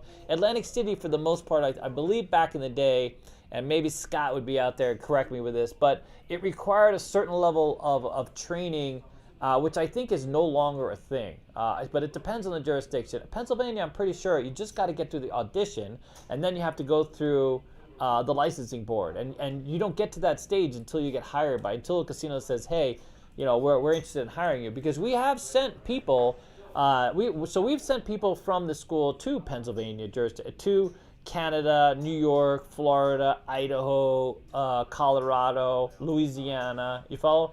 So the key is really to get through the training and then move on. Now, the dealers training online that we offer, the CQDealers.com, which we're working to evolve that here in a minute and probably upgrade and make that something different. So right now, that CQDealers.com for $99 basically on the Blackjack. I think it's $119 for roulette. it gets you acclimated to becoming a dealer. It's not meant to take you from A to Z and put you in a job. It's meant to give you a heads up on all the things that as much as possible that can be taught without it being interactive. Obviously, it's all videos and things like this that you follow. But ultimately, it sort of gets you 80% of the way there. So if you decide that you want to go to a school, it's sort of a lower cost way, to make that transition and to figure out. Because a lot of people call us and say, listen, I don't want to pay for the whole school. I just want to figure out if this is a thing for me. And that's a way to figure that out. As long as you're at home practicing, using your hands, trying to work through the mechanics. So we've had people go to Saipan. We've had people go to, basically everywhere. Over the last, because we've been now open for 9 years. Holy crap. All right, did I answer that enough? Yeah, 2013, buddy. Wow. We now have the largest footprint in Las Vegas as a dealer school, and probably the largest footprint in the world, really. Even though there's a few schools that have like schools in the different cities and stuff like this that train a lot of people, but we our outreach has grown. All right, what else you got? Alan Toy asks, do you get a full-time job and benefits when you start? That's really depends on where you want to go. Because of demand right now, there are definitely jobs that offer you full-time. Most casinos, you have to get through a 90-day probation. The thing that sucks, honestly, about the caveat to be a career dealer, and this is all because I literally, my filter doesn't exist, and I have to be honest, right? So a lot of the higher tier casinos, they make you go through, a year of part-time extra board work before they put you into full-time, or you end up on a list. And the list means that 100 people got to die in front of you before you end up on the on the right list. Now the pandemic cleared up some room. Okay, no, God, isn't that terrible? Jesus. No, a lot of people left the industry, and so a lot of people were able to move up. We know some people that worked here that got full time at Cosmo, because there's a lot of people that moved on. Normally, those jobs don't become available because the full time jobs at the highest tier, I'm talking. Because people stay in those jobs forever. You know what I mean? Like, Lauren's been at Cosmos since the place opened. She's not going to leave there until someone carries her out the flipping door, which might be me. I won't. Yeah. Wheelbarrow and all. Okay. But a lot of times you really got to wait. But lower tier casinos now, so much demand, so many dealers have moved on from those lower tier casinos that I have a casino right now, 2 of them, that called me last week and basically said, listen, we are so in need of dealers that we're willing to offer full-time benefits almost out the gate, as long as we can be somewhat certain that they're going to stay. Like, they don't want to give you those benefits if you're just there to do your break-in and leave in 3 months. But if you're willing to stay, and we have a lot of people that are older, they're looking for just something to fill, and they want benefits. They're at that 50, early 60 range where they haven't locked into Medicare. They keep lowering the bar for associated retired people, AARP, man. Holy crap, I got my notice the other day. What the hell's wrong with them people? Don't they know I got a few more years? I think I might. Anyways, so yes, there you go. That was the long-winded answer to that question. Wow. Thank you, Alan Toy. Joseph Fraser says, have you ever had a student who couldn't get hired? What held them back? Here's an example. We had a guy who's been through 3 jobs. We got him 3 jobs. We referred him to 3 jobs, and every job he actually got hired, and then couldn't make it. And that was for his own stupidity. Young guy, a lot of issues, wants to believe he's a responsible dude, but clearly that's not the case. We have had people who have not communicated honestly on their gaming license. And even if they don't catch it at first, if they catch it later, you're pretty much screwed. So if something, I don't know how they do it per se, but I know some people who have gotten through the first part, and then like 2 weeks later, something ends up coming up, and then it goes to the casino, and boom, they're laid off. Obviously, they don't make it through. So we've had a lot of that. Now, in terms of auditioning and failing the auditioning, I have seen and been witness to people who have not been able to get hired. We had a woman who went to another school, and went to 5 auditions, of which this other school, congratulated her on getting a job. She never got the job. Came to us and still was not able to get the job, pretty stunningly. But it's so rare that you can't get hired, or we don't have a casino for you. Because even if the first one doesn't work out, so I tell everybody, especially if I feel like there's going to be an issue, if it's someone who's having a really difficult time, has disabilities or physical ailments, whatever the case is, I don't want to set them up for failure. I don't want them to get to the depression to set in when they fail the first audition. So, well, we kind of work down the options. Like, hey, you might fail this first audition, but it's okay because we have a second audition or a third audition, and then ultimately we work ourselves sort of down the list, and we get to the option that will work. But in recent memory, I don't know anyone who has not been able to get a job. I had this woman once. This is a woman who left a really negative review that we had to kick out of the school, who was being disruptive on an audition and wasn't able to get hired for that reason, and was impacting other students. But there's that. All right, what else you got? Oh, that's a good question. That Rascal Merlin says, how long do you stand per hour when dealing blackjack? I know you get a 20-minute per hour break. Yep. So it's so in an 8-hour shift, you get 2 hours of breaks. That's why a bar is low. You work 6 hours, you get 2 hours of break. Some casinos, especially right now that are short dealers, you might be working hour 20s and getting a 20-minute. Some Caesars properties, for example, you work hour 20s, get a 20 minutes, so you only get like an hour and 20 or an hour and 40-minute break, which is still more than many other types of jobs. Other casinos that have smaller pits, you might get a break every 40 minutes. So I know of 2 casinos right now, you literally get a 20-minute break every 40 minutes because they're only able to keep open so many tables. And so, on one hand, they're trying to hire dealers to fill that void, but on the other hand, right now, it's kind of a sweet deal for the dealers that they do have.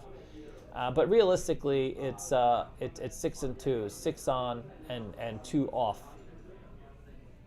Okay, ready? All right, I'm going to get to the next part, the training part. You want to do that? Do you think? I have questions. You have more questions? All right, no, I'm good. I have plenty of questions for you. I know I knew this was going to be a thing. I'm so proud to be able to sit here and do this. All right, what time is it? Oh, we got time. You kidding me? KCVGCX asked, do you get any commissions for dealers that get hired from CEG? No. Sometimes we get a comp to dinner. For example, we went to Catherine's the other day. We don't ask for that. Not yet, I'll be honest with you. But we will, I think, eventually. The problem is that the labor pool has to expand. Casinos tend to be a little cheap, and if they're going to pay for a ZipRecruiter, $350, $370 for the post, we feel like they should throw us a bone, because ultimately that's going to go back to other dealers. So our goal, and that's one of the last things we're going to talk about today, is our Path Up initiative. So our goal as a dealer school is to expand access to people who can't otherwise afford to come to school, because we get a lot of them. I would say every month we get 5 to 10 people who just can't afford to come to school. They want to know about how it can be free. And instead of sending them down the road where they have to pay, they get a $10,000 student loan for 3 classes and end up at some dive casino, we want them to come to CEG. We want to give them a better quality of education and a better job out the gate. That's the goal. So in order to do that, we're working towards becoming, or trying to become, as free a school as we can. So we are changing the model. I have to say that's the evolution of our school, and that's the evolution of our opportunity. And we feel like the casinos now, with all the demand, listen, we can't fit just the 12 casinos that came last week. I mean, if we had a job fair every day for them, there's not enough days in the week. So let's instead work on creating the pipeline. Let's lower the bar. Let's recognize the needs of the casino, the needs to expand the labor pool, and let's work on a program together that gets people the skills that they need. First we got to get out the information. We got to let everybody know it's an opportunity, because if you're someone that works at the back of the house and you're either a dishwasher, a housekeeper, a gardener, or any dozen of other jobs that the casinos have, guess what? Front of the house pays better. And we're here to tell you, and the bar is low. And being a casino dealer is a fantastic opportunity to go everywhere or all over. And we want to make this a thing. And we don't want you to get a student loan so that it's free now, but it's going to cost you for the rest of your life, or you're going to be in debt.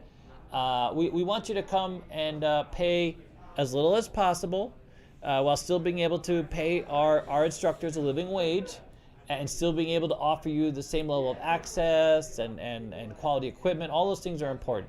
And when I say it's important, this is literally my life on every single level. As much as I love being here at Casino Quest and dealing with players, I work at the school every day. My passion is the students and our teachers and our curriculum and the casinos we work with, because this has been a thing for me. So there's that. All right, what else we got? Paul Peterson. Yep. Gave us a $5 super chat earlier. Says, Thanks, sir. Is it likely a casino would offer me a job if I couldn't start for a month or two, referring to transitioning from the Army into Arizona to moving to Vegas? Yep, 100%. Absolutely. So listen, as long as you're upfront with the casinos nowadays, they're willing to work with you. If the worst thing you can do is apply for a job, say that you're available 24/7, and then while you're having that recruitment conversation, you're talking to them about, oh, I need my first week off, I got to see family. That's tough. You have to start off that initially, before you get the job. Say, here, this is what I need first. But yes, so 100%.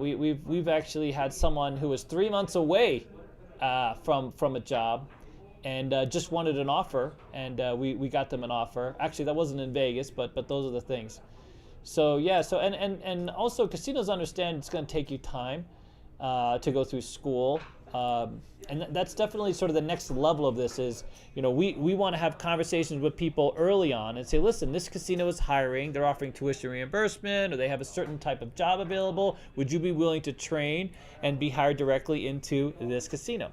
And that's a great conversation. That's how you expand the labor pool. That's how you create opportunity for people. So there's not, it's amazing the number of people that come and sit down with me before they sign up, and the level of anxiety, especially if you're older, maybe you're a minority, something like this, where you feel is a takeaway from you getting a job, right? And I always say, listen, it's going to be fine. I mean, it really is. It's going to be fine. If there is something that's going to be a problem, I'm going to tell you right away. But ultimately, it's going to be fine, and we have the opportunities for you. We can get you all squared away. Good? Good. All right, next up. By the way, love Arizona. I wish. I know they're adding Class 3. They're trying to add a lot of dealers to craps. I think there's still some casinos who don't have crap tables but are licensed for craps because they don't have many dealers. But I lived down there for a while, man. I love Arizona. I lived in Apache Junction, Mesa. And man, I really did have a lot of fun down there. I used to go to Gila River, Casino Arizona, that kind of thing. Okay, are you ready? I'm going to get to the train part of this. Here, one more question. Yes. Alan Toy says, Toy. what is your favorite casino to send dealers to? Okay, that I cannot answer, Alan, because that would be prejudicial. I like sending them to everywhere, literally everywhere. I mean, that's not true entirely. There are some bosses I really love, and they move casinos, and then that becomes my new favorite casino because I love the boss. I follow the bosses. I'll be honest with you. So right now, here, let me put out.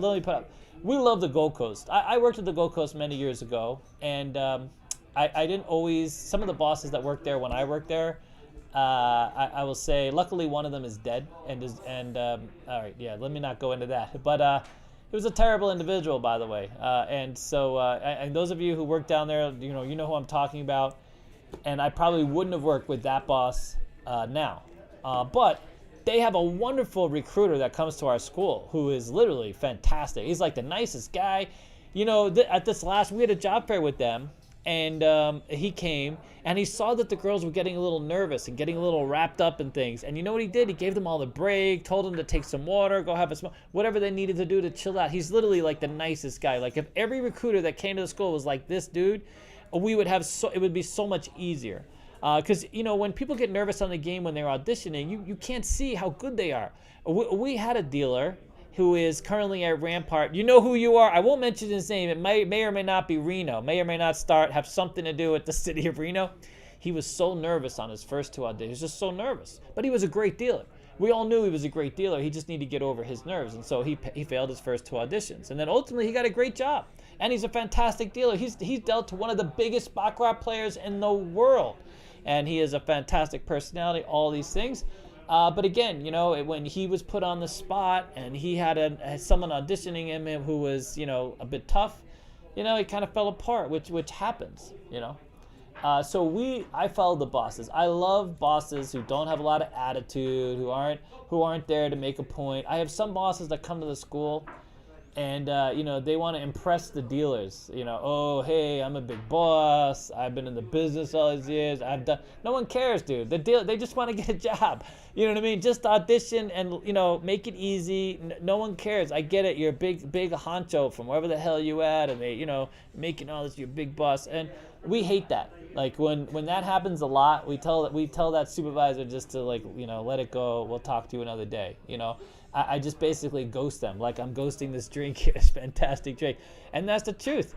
Because David didn't have it so easy, and I want it to be easy. I do. I want to create access for everybody. I don't want these guys coming in here and they got a big suit on and a big job and making everybody nervous. These are people trying to get a job. They're trying to just make a living, help their families, and move on in life.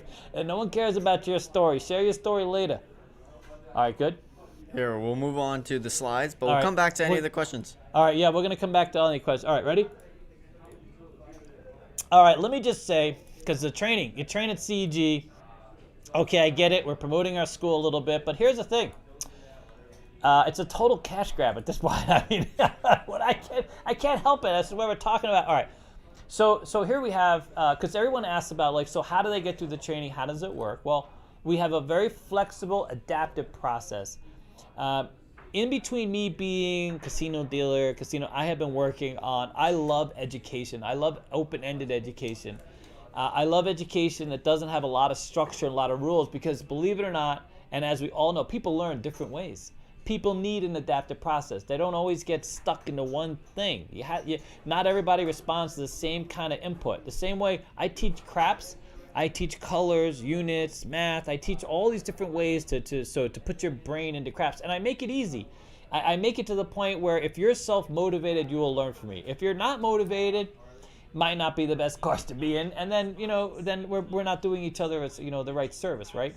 So we at CEG have evolved as much as possible this flexible adaptive process, and so you pay anytime, you go on our website, and then you start anytime after. You get 6 months access to the school. Whenever you come to the school, we have trainers on the floor. They teach a little, and then you practice, and you perfect, and then they coach, and they fix some things that are wrong, and they go around, and it's not perfect. We want you still to talk and engage, and there's other students there, but ultimately you learn a little, practice a little, until you're working as a dealer, you're acting as a dealer, and then you're rotating with other dealers and other students around the table.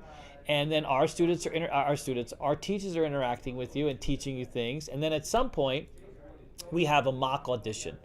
So we audition you, and we see, we don't audition. That's not the audition now. If you're fantastic and you pass that audition, then great. You pass the audition, and we certify you as a dealer of whatever the game is, blackjack, whatever it is. But failing is more likely. And when you fail, all it is it's not you failing, it's you learning what you need to work on. So, and it gives the instructor a heads up on what they might have missed something. There might have been, the other day I was working with some students who didn't have the end counting. And, some of their check handling skills needed some work, those kinds of things. So it gives us an opportunity, and you can sign up for the audition as much as you want. We have people sign up every day to be, evaluated. That's fine. Most of the time, sometimes you might get a spanking on the floor kind of thing. But we work through that, the spanking that is. All right, what do you got? I see you with the frown. You have a question? Oh. Okay, so we have 26 tables, which is important because you need enough tables to get around. If we had only a couple tables, we couldn't support enough people. We have left and right roulette. We have midi Baccarat tables, so we teach you easy Bac and midi Bac so that you can go to high limit pit right out of school. So we have a few jobs like the Strat. They're going to rotate you. If you know midi Baccarat, they can rotate you right into that high limit Baccarat room, and that's why we follow the bosses. Because we know there are certain bosses that will rotate you and give you that experience you need.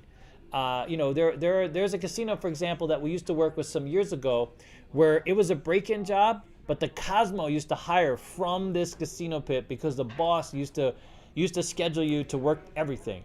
And so you in a day, which is the ideal scenario, you would deal blackjack, roulette, baccarat, high limit baccarat. You would get around the whole pit and stay practiced.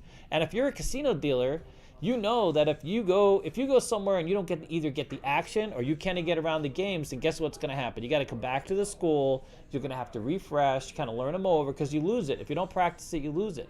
Especially like dice or even roulette. If you're not doing it every day, blackjack, not so much a thing. Once you learn blackjack, you know what I mean? It's kind of easy, but you still need to practice. All right, what do we got?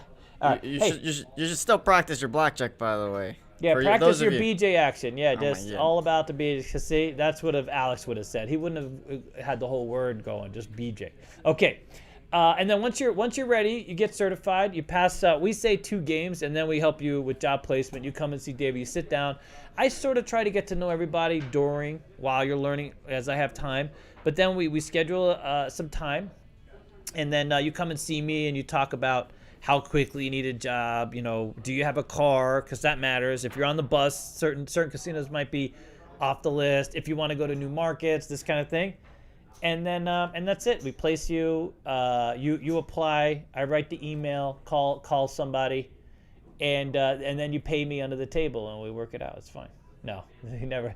And I've been offered $10,000 for a reference one time, and guess what? No, there's no references here, unless you earn it. You got to earn it. You got to earn it. You got to earn it. Or 20,000. 20,000, maybe 20,000. No. But yeah, so we don't get any kickbacks. We don't get any personal benefit by play. We do get a dinner. I will say, there's a few casinos that definitely we get comp. We go in there, and that's the relationship. Honestly, there is not a single casino. We are paid for training. There are some. We have a contract with several casinos here in town that. They pay us to train dealers, especially dealers coming from back of the house, front of the house, or transitioning within the casino. So adding games, that kind of thing. And then, we send the invoice to them, of course, and they pay us directly for that training. But that's something different. What's up? I was so Someone confused. Wants to give me 20,000 for No. Where do I go? Who do I sign? I was just so confused. I was so confused. I was going through the chat, and then Amy said that caterpillar is distracting sometimes, and I was like, "What caterpillar?" That's what I said, and they meant the stash, your stash. Oh my God! Swear to God, I even bought some clippers. I figured I would get some crap about the damn stash. Jesus, you would think. I had a whole beard. I should have kept a beard, and the stash would be less a takeaway. I know. It was just weird. I was like, I was so confused. I was like, what is this caterpillar? What are people talking about? Son of a bee. Can't have a damn stash on the damn channel. All right, that's good. Hey, where are we at? What are we doing? Do you want to finish the last slide, and then we could. The last slide. We got one more slide, dude. Do I got another slide? Yeah, you do. I got a few more slides, actually. Believe it or not. Hang tight, everybody. We got to go to level up. Did you show the slide before it that said level up? Because that's important. You want to level up? I'm going to give you guys the advice right here, right now, because we get asked this a lot. Because the key really is not to break in. You're going to train, do all that. That's easy. I got you covered. Leveling up is the key. That's where you have to make some decisions for yourself. So here's the thing. There's a few different paths to leveling up in this business, okay? There's the roulette path, the baccarat path, and there's always the craps path. Knowing craps gets you far, far, far. So having craps under your belt is big, and I can't tell you how many people. You can almost ask anybody in the business, and one of the regrets they might have is, listen, I never learned craps, and I never, craps took away from my opportunity to both be a supervisor or get around. So craps is always big. It doesn't matter. Even now, I've got craps jobs out the gazoo. More than any other job, more than any other request, it's always for craps, even during the pandemic. But here's what I'll tell you. When you want to get to the center strip, or you want to get to these bigger tier casinos, there's roulette and then there's baccarat. And the reason for that is you got to get the high limit. You got to get the high limit, and you got to get to those casinos that have a high limit, because those are the bastards that pay the bills. Those high limit people are the people that toke, Not all of them, trust me. We all know that. But when they do toke, their relative toke is bigger than a lot of other relative tokes. You know, if a guy's playing 100,000 and leaves 1,000, not a lot of money. I get it. It's nothing compared to the guy that's betting 10 and tokes 5, right? But that 1,000 is a lot of those 5s. You follow? So, like, you got to get the high limit. You got to go to a casino that has high limit. You got to Aria, Bellagio. I mean, you can just name them off. Paris, Planet Hollywood. These are all decent jobs. Venezia, Palazzo, those kinds of things. And the way to get there is you get there through the roulette pit. And by that, I mean SR, single zero. So once you master roulette, you can come back to us, take a single zero class, and we have easily, so you've met him. He's been on our channel, Daniel. And Daniel is, quite honestly, one of, if not the best instructor. I will say, I mean, we have some great instructors. He is a patient, but, you know, it's hard to explain. He's patient, but sort of forceful. Like, you know, this is what you have, but he's patient. He coaches, and he's been involved. He loves SR. He has a passion for this game, unlike a lot of other people. So he knows all the nuances. Believe it or not, they're nuanced. Who knew? There's European, there's you know, single zeros, European, there's the French version, which I'm guessing is a little foofier than the regular European one. I'm just saying, I don't know. But hey, but he knows all these things. He's been in SR, single zero, for 25 years. And he's the guy that you want to learn from, because he's the guy that's going to get you ready for Cosmo. When the Cosmo says, listen, if you know SR, we'll let you come down and audition. You're probably not going to pass, but we'll give you a go. That's big, because Cosmo and Aria, they're the #1 jobs in town. I mean, here in this town anyways. So those are the pass. The other pass is Baccarat. Baccarat, high limit, learning MIDI, and being able to deal to a Kelly Sun, that's big. You know, seeing that big Phil Ivey action, those kinds of actions, those only happen at the top casinos in the world. So, like, you know, Crockford's at resorts, Caesar's Palace, Palace Court, Cosmo's 70th floor, MGM Mansion. We have one of the MIDI tables from the mansion right here at Casino Quest. You can come see, and it's for sale, not cheap. A friend of ours gave us that table. It was one of the very first tables that went into the MIDI Mansion and the MGM Mansion, and a lot of money and a lot of memories, a lot of stories off that table.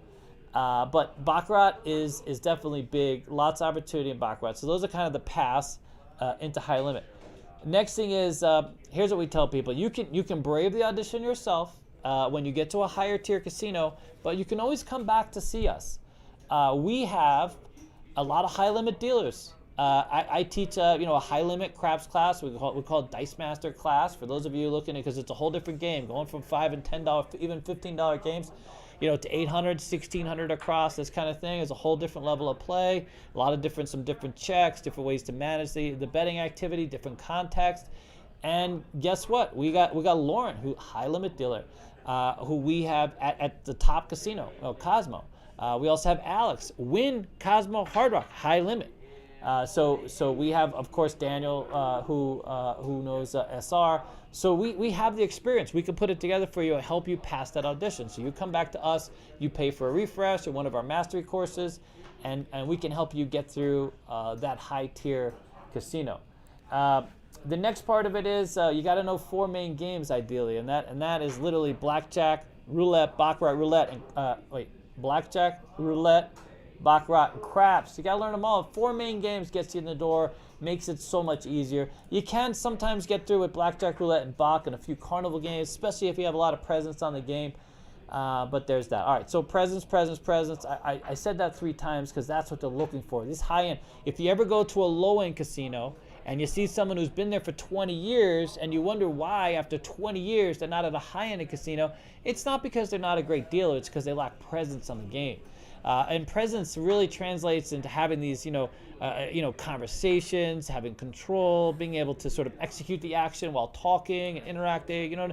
There's a lot that goes with presence and mastery of the table and becoming that sort of high-level croupier than just being able to deal it. Dealing it alone doesn't get you there, or even being a good dealer doesn't get you. A lot of great dealers like downtown casinos have been there a long time, and because they've never really developed that presence.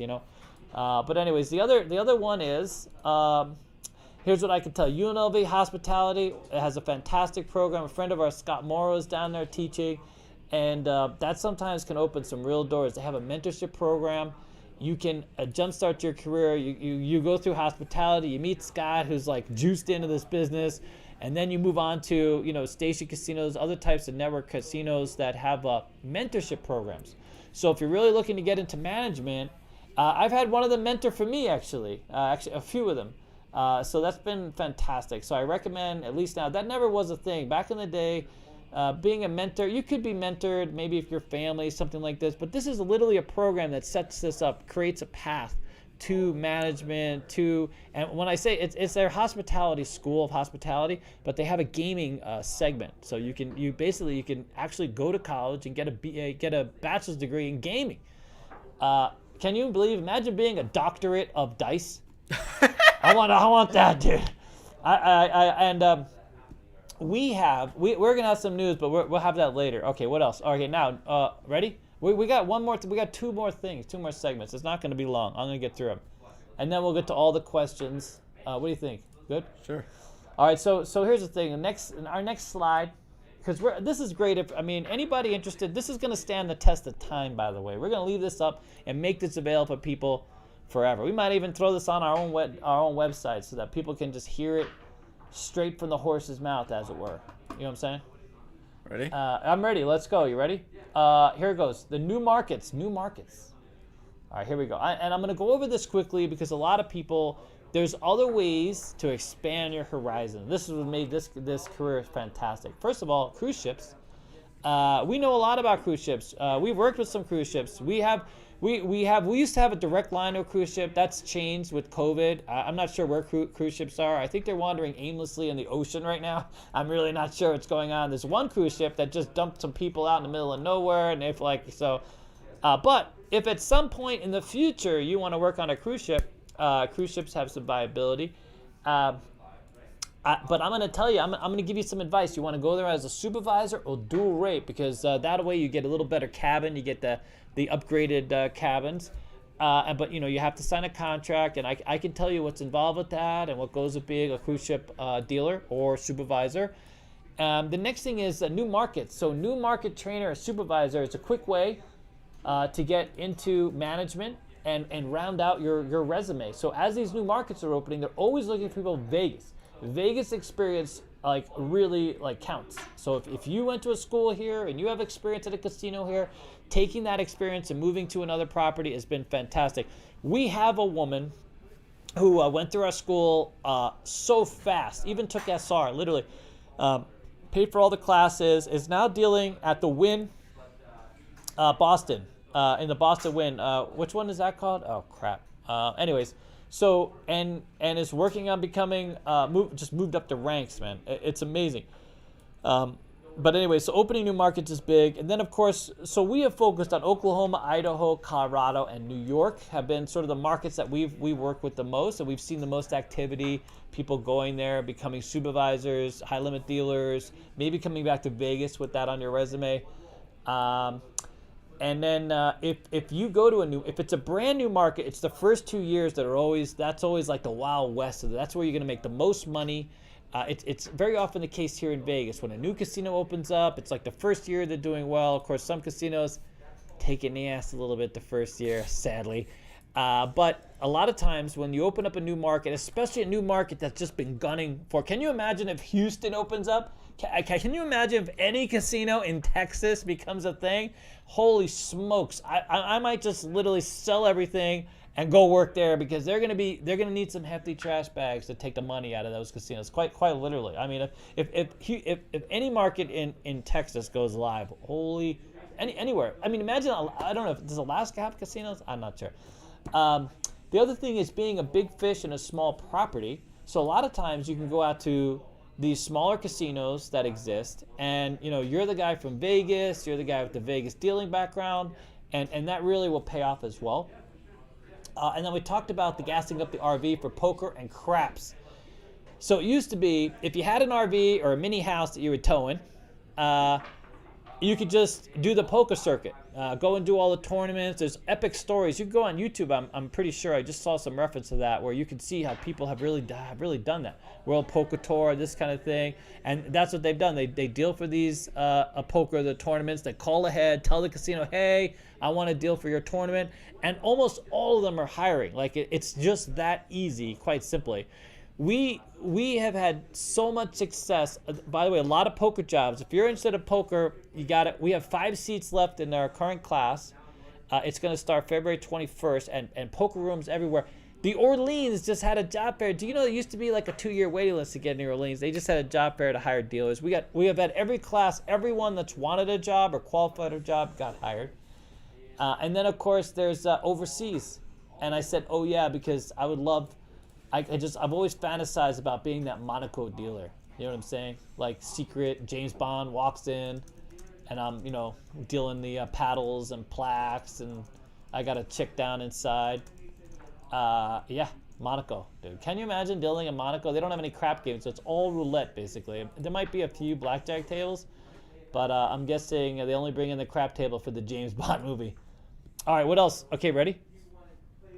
All right, let me answer some questions, and then I'm going to talk about the future. Or should I talk about the future now? How many sides do you have left? I mean, I have the discount code at the end. And then I got to give away. Do we have anybody still left? Can we give away something? Yeah, we can give away something. All right, so let's do this. If you watch this last thing, because I want to talk about the future, and I want to put this out there because eventually I know that there's a few table game directors out there, and even a VP or two, we know who you are, who are checking us out, and this is for you. And so this is it. This is the future. And this is 100% a cash grab, just so you know. This is 100% a cash grab. You ready? Go ahead, pull it up. Here, wait. You got it? I got are you on leaving Las Vegas? Oh no, we're past leaving Las Vegas. We've left. We've moved on to the Path Up initiative. Ready? Yep. 3, 2, 1. I'm ready. All right, so this is what we have started, and we are working this in. So we have a teaser thing coming, and let me just say, in the next couple months is going to be a very transformative time for both the school and Casino Quest. So Casino Quest met some really important milestones. Thanks to you guys. Even right now, we're busy. Who knew? People want to actually learn how to play table games. Who would have thunk it? There's certainly enough channels out there, so that's a thing. But everybody was real nervous when we started, especially us, since I literally sold my condo to build out the first Casino Quest. Of course, we're in a little bigger space now, and it's worked out. And it's worked out, I think, for everyone involved. And but the school, again, back to the school. So this is the Path Up initiative. So here's what we're asking, and here's what we want to do. We want to expand the labor pool. We want to expand education. We want to let as many people know that this is available. The Latin community, the Asian community. We have someone. It's amazing how few. If you go out and you're a player, you don't see a lot of Latins. This is a missed opportunity for a lot of Latins that work back of the house that can come forward to the house. And English is easy. There's not a lot of English involved as long as you know the terminology and you can smile and you have a personality, and that's it. But anyway, so we have started this donation, and we only started this because we were getting donations. We've actually raised quite a bit through you guys, a few of you, and you know who you are. Some of you have left it anonymously. Others have come in and given us cash, and we've kept track, and we've put it up on our site. We've had the free haircut day, the black and whites. We've also managed to, especially sort of the holidays, that they lower tuition at our school, keep our tuition low. And so this is the thing. So our thing is to help as many people as possible transition to anything else into a working life and becoming a dealer, becoming a well-paid dealer, and it's transformative. I have to tell you, it's not. It's hard to explain it. Let me just say, there's not a lot of things where for $500 you can start out making $30,000 a year, and go from literally working a McDonald's job to putting on some slacks and a nice shirt and going in, and it starts a whole series. It's this whole cascading series of things that happen. Where people find stability and find productivity and find a career. And there's not a lot of things you can do within a month, let's say. Okay, let's say a month, come to the school and boom, now you're into a whole different. And we have a student who's a millionaire who came to CEG and just to learn and because it's on his bucket list. He just wants the stories. He wanted to go work at a strip property, be a strip casino dealer, got tired of Wall Street. And that's the thing. We have another student recently who's a banker, a big banker, And same deal. And he even offered his tuition when he left school to other students. And we were able to give that money to another student to pay for them to learn other games. One of our students only could afford one game, Blackjack game, and we were able to keep them enrolled in the school, have them learn 2 other games so they can graduate and find a job. And then beyond that, we do have students that come to the school and, they can't afford to get a haircut, or they can't afford the black and whites, which are inherent expenses. You want to show up looking as good as possible. You also need black and whites. It got to be ironed. So we have worked out a deal with a local haircut place who is also a small, a micro business, a new business that does really fantastic work. They just opened up they opened up, I think, right after the pandemic, or right around the time of the pandemic. And they're wonderful, wonderful people. And they do really great work. They're the ones who cut Dennis's hair. That's how good they are. They transformed Dennis, dude. No, they did a great job, by Dennis. the way. This is a great haircut. So we have a deal with them where, we pay $20 for every student haircut, and we bring our students by. We've done it twice. We also do the black and whites. So any the students that we feel like are in need and need to have issues paying for the black and whites themselves, because you have to audition in black and whites. Even if the casino has something else, have a uniform or some other stuff, you still have to do black and whites. Most break-in jobs, you come with your own uniform. The top tier jobs will have slacks that they iron for you, things like this, and a nice shirt. But we provide that. And then we are working on upgrading the school environment in a big way. So I have some teasers for that. So we're working on expanding the space. We're working on a new location. We're also working on, there's a lot of people from out of the country that have wanted to come to CEG. A lot of times it comes down to having the EB1 visas or housing. So we might have a solution here in the very near future to have temporary housing associated with our school. And the only way to do that is to get a little support.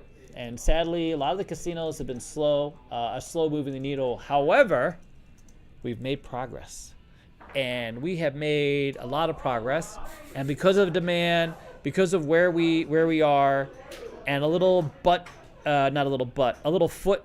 inserted into butt has unlocked the juices as they were, as it would. You know what I'm saying?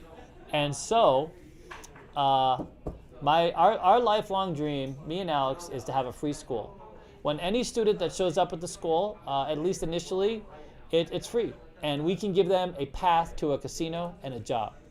Now, it's not going to work out all the time because there's some people who are flaky as hell, and for one other reason, they don't. But that's okay, because there's a lot more people behind them that are deserving and want to have a meaningful connection. So there's that. So that's where it is. It's on the path up thing. That's the last cash grab. The next is teasers. I guess we can go. We're working on a direct mentoring program. We have jobs here at Casino Quest. We have internships, by the way. You come to the school and you sign up on the internship thing. And if I like you and you pay me enough money, I put you here. No, that's not true. And if we love you and you have a good personality and you like to teach and interact with people, we're happy to have you. We've had 3 people who have interned here who have turned into full-time employees. We have 1 who interned here a couple weeks and now is a part-time employee. But yeah, so, we don't have a ton of jobs. And this is not a casino dealing job per se, but it's a casino teaching job. All right, what else we got? That's it. I did have a few. Wait, teaser. Oh, that's the teasers. Oh, leaving Las Vegas. Oh, that's a duplicate slide, dude. Let me get rid of that. Don't show that. Whoa! You got right to the last discount. No, that's because you deleted it. Oh, because I deleted the other one. Yeah. There you go, guys. If you want to sign up at CEGDealers.com, I'm giving you this coupon code. When you go to checkout, you get 10% off today. Also, if you're a vet, you also get. If you come down to school, you get 10% off all the time. But anyways, this is available today if by chance. You could always buy the course and come anytime. So there you go. Okay, I promise that's the last cash grab, okay? That's the last cash grab we got. I'm gonna get the t-shirt, cash grab t-shirt. Well, we'll work on that one. But we have a bunch of questions. Okay, now I'm ready. Do I have coffee? Because this is gonna be a minute, no? All right, I got some coffee. In our last Casino Quest mug. And we actually had to go in the souvenir case somebody wanted to buy. We got more souvenirs on the way. Hang tight. Desi says, how much do you pay for classes again? So it's $250 for one class, $400 for two classes, two Blackjack Roulette or Blackjack Bach. It's if you want the Blackjack Roulette Bach class, it's $500. $500, dude. Can you imagine? $500. Everyone's. Do you know that in Southern California there's a school who we respect? Great work, by the way. The Casino Institute down there. We've had some of your students come to us when you guys were sadly closed. That were still getting ready for auditions. And just to if you ever happen to be watching this, we've heard great things. I know that sometimes the reviews can go a little askew because you can't please everybody, of course. And thankfully, most of us don't even read those damn things anymore. But we've heard really wonderful things. I know you have a really great surveillance class, so that's great. Yeah, so $250, $400, $500. You can learn all the classes for $850, all the table game classes for $850. Poker is we have poker early registration for poker with already passed is $800. It's now $850. And those seats are going to fill. We have 5 seats left, and there's been a lot of people interested in calling the school about that because World Series of Poker, we're a direct referring school. So if you go on the World Series of Poker site, you'll see CEG listed right on top. And what that means is if you get certified from our class, you can literally bypass the 6-month experience requirement and go right to the World Series of Poker, which, to be honest with you, is kind of a low bar. Because they need so many dealers, like thousands of dealers, that as long as you can sling some cards and have some basic knowledge. But yeah, we're a direct referring school. We have a wonderful class, a wonderful group of teachers, and we've had some really exciting synergy with Misfits Poker and Dave. So there's that. All right, what else you got? Lee Eddie asks, do Yes. dealers at casinos that keep their own tokes do better than casinos that share tokes? No. So in some cases that's true. We have a woman who went to a casino that kept their own tokes here, and she made $7,000 in 2 days. So that was, and by the way, she is a special human being. A lot of personality, a lot of engagement, and rightfully, we knew she was going to make a ton of money, because when you see someone like that who's just bubbly all the time and talks forever, like I used to work table for table. Can you imagine? But the top tier casinos still make more. I mean, she's not going to make over. Well, maybe she is 100,000. I mean, the top tier casinos, you don't have to say a word. You can dummy up and deal. But typically, in order to get to that kind of a level of property, they want you to communicate and talk and have presence. That's part of having presence and personality on a game. But I would say on the average, no. It really depends on what you're comparing it to. So I know of a kind of a sleeper joint in town where you keep your own, and they make more money on average than, let's say, a mid-tier property. So if you can get into that job, that might be, a preference. But if you gotta have a personality. I mean, I had a guy the other day who has heard about the money some people are making at this one casino, and I was like, dude, you gotta have a personality. And he's like, well, what do you mean? I'm like, well, you have no personality. You're not gonna do well there. You're really better off going to a casino where you don't need a personality. You can leave it at the door, and that's a thing. You know what I mean? But he's like, I'm so much fun. All right, what do you got? We have tons of questions. Actually. Oh, go. I'm ready. Fire them off. Another one from Alan Toy says, took the online courses, downloaded the manuals, bought the dealer kit, took CEG and CQ out to Bacchanal dinner, visited CEG. And what else do I need to do? Yeah. I mean, dude, come clean my house. What are you doing? No, he's already cleaned the school too, by the way. That poor bastard. Listen, Alan, we owe you, dude. You come down here, and we got a job for you. No, Alan would definitely pass an audition 100%. And Alan, if you decide to come to Vegas, we can get you a job. Sadly, where you live, there's only fun night companies. If you want to work a fun night company and you want to go out, we got John up there. We got 21 Fun Night. Dude, he'll hook your ass up. Are you kidding me? If you want to deal up there, you might live next door to John. I mean, they might be neighbors. We don't know. But he runs 21 Fun Night. He does a ton of events. If you want to get out and deal, he's the guy. And he pays nice, dude. He takes good care. I mean, he's in the business for all the right reasons. We love John. Hey, John, we gotta meet. Yeah, we're gonna be going to a few malls here soon. Okay, we need your help, dude. We don't have tables. All right, what do you got? Let's see. What Caesar Strip casinos are hiring? I already have a Nevada license and Vegas experience. Well, you should run. I mean, first of all, you should go to the Caesars portal. There's quite a few. If I were you, I would try to get into Planet Hollywood. Is a good one, right? And or Paris Bally's. The thing is about Paris Bally's, Caesars was hiring. I'm not sure what happened to the Caesars Palace. I know that they ended up short so many dealers they like closed 30 games. They literally locked up a pit and moved in slot machines. So that was a bit rough. And the truth is that some of the casinos that are going through a management transition. So if you've probably heard here in Vegas, Apollo and Vici and all these companies, these REITs have come in, and there's a lot of shakeup. And so the thing that sucks about that is that these these HR departments are a little bit disconnected from the table games department. And so sometimes, as much as table game department has demand, HR can't fill the demand because HR is getting sort of, ravaged on their own or going through their own transition. And there's a lot of catch up that needs to do. I know a lot of table game directors that pull out their hair trying to work with these HR departments. I sent over a dealer to a casino not too long ago, and they got an auto reject letter. This happens a lot. And if you apply, and I refer you, just ignore the auto reject letter because this is what happens. So this AI that some of these casinos have, or these HR departments have, and they've recently done a study where these types of the AI that responds to these application portals, they're so off base in many cases, and they've excluded lots of really good people from getting jobs or getting past the gatekeeper, so to speak. And this is what happens. Luckily, we have a back door, and we can say, hey, in fact, one of the HR things did an outright demand. They said, listen, you're asking for too many days off. Our dealers have to work. And we're like, dude, I literally just talked to the table game director who said that the schedule they wanted was perfectly fine, and that's why we did this. They were only able to work 3 days a week. And I called the table game director myself and said, listen, I'm not going to send this dealer down unless you can accommodate, because that's silly. What a waste of time. And then, of course, HR got in the middle of it, and it created a whole week of drama for nothing. But this is what happens. But I would go through the portal. I would submit your resume. I would go LinkedIn, by the way. Holy crap, 340 flipping jobs. Almost everybody that I could see, almost every casino in town has some type of opening.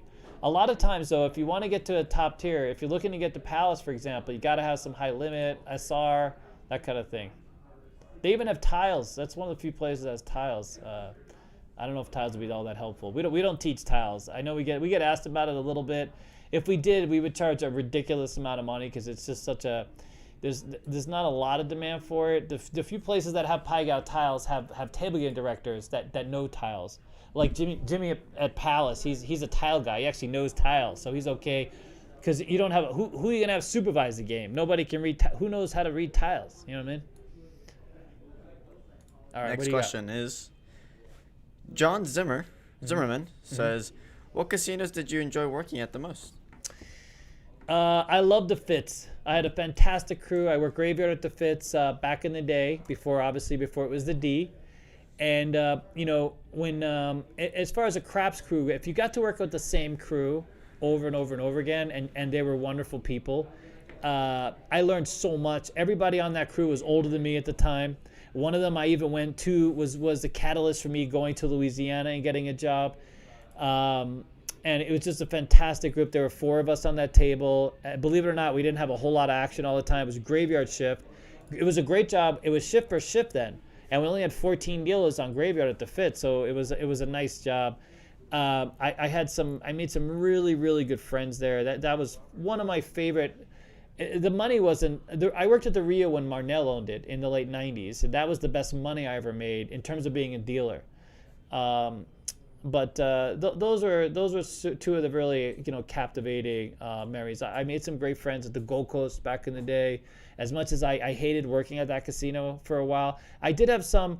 I had one of the best boxmen at the time. His name was Godfrey, who taught me a lot about being a dealer, upgraded my skill set a bit, helped me level up. He's still at the Gold Coast. He's just a bit crankier now than he used to be. So. I mean, for different reasons, I guess. I enjoyed my time at the Santa Fe before it was a Santa Fe station. I worked there before it was stationed, believe it or not, with Sue Loudon was the owner. And again, another time when I had a pretty wonderful crew. It was all locals. I got to know everybody. I had some great players that came in as on a regular basis. So I would say those are my few real memorable properties. When I became a supervisor, that was a takeaway for me because I really missed being a dealer. When Bella Baton Rouge opened up, I got to play a role in the training of crap dealers, and that was pretty cool. And then I transitioned to being a pit manager at the Bella Baton Rouge when it opened. And having all of those, that's what made me really love, want to play a role in the school. Having been a training manager and seeing all those crap dealers, especially that I taught. And even now, going into casinos and knowing that I played a role, even if it's a small role, in helping someone learn dice or some of the students that we have here, it's pretty. I can see why people love being teachers. Unfortunately, a lot of teachers don't get paid what they're worth, but I can see why there's a lot of joy in that, especially when you have a student who comes back years later and they've created a great life for themselves, that kind of thing.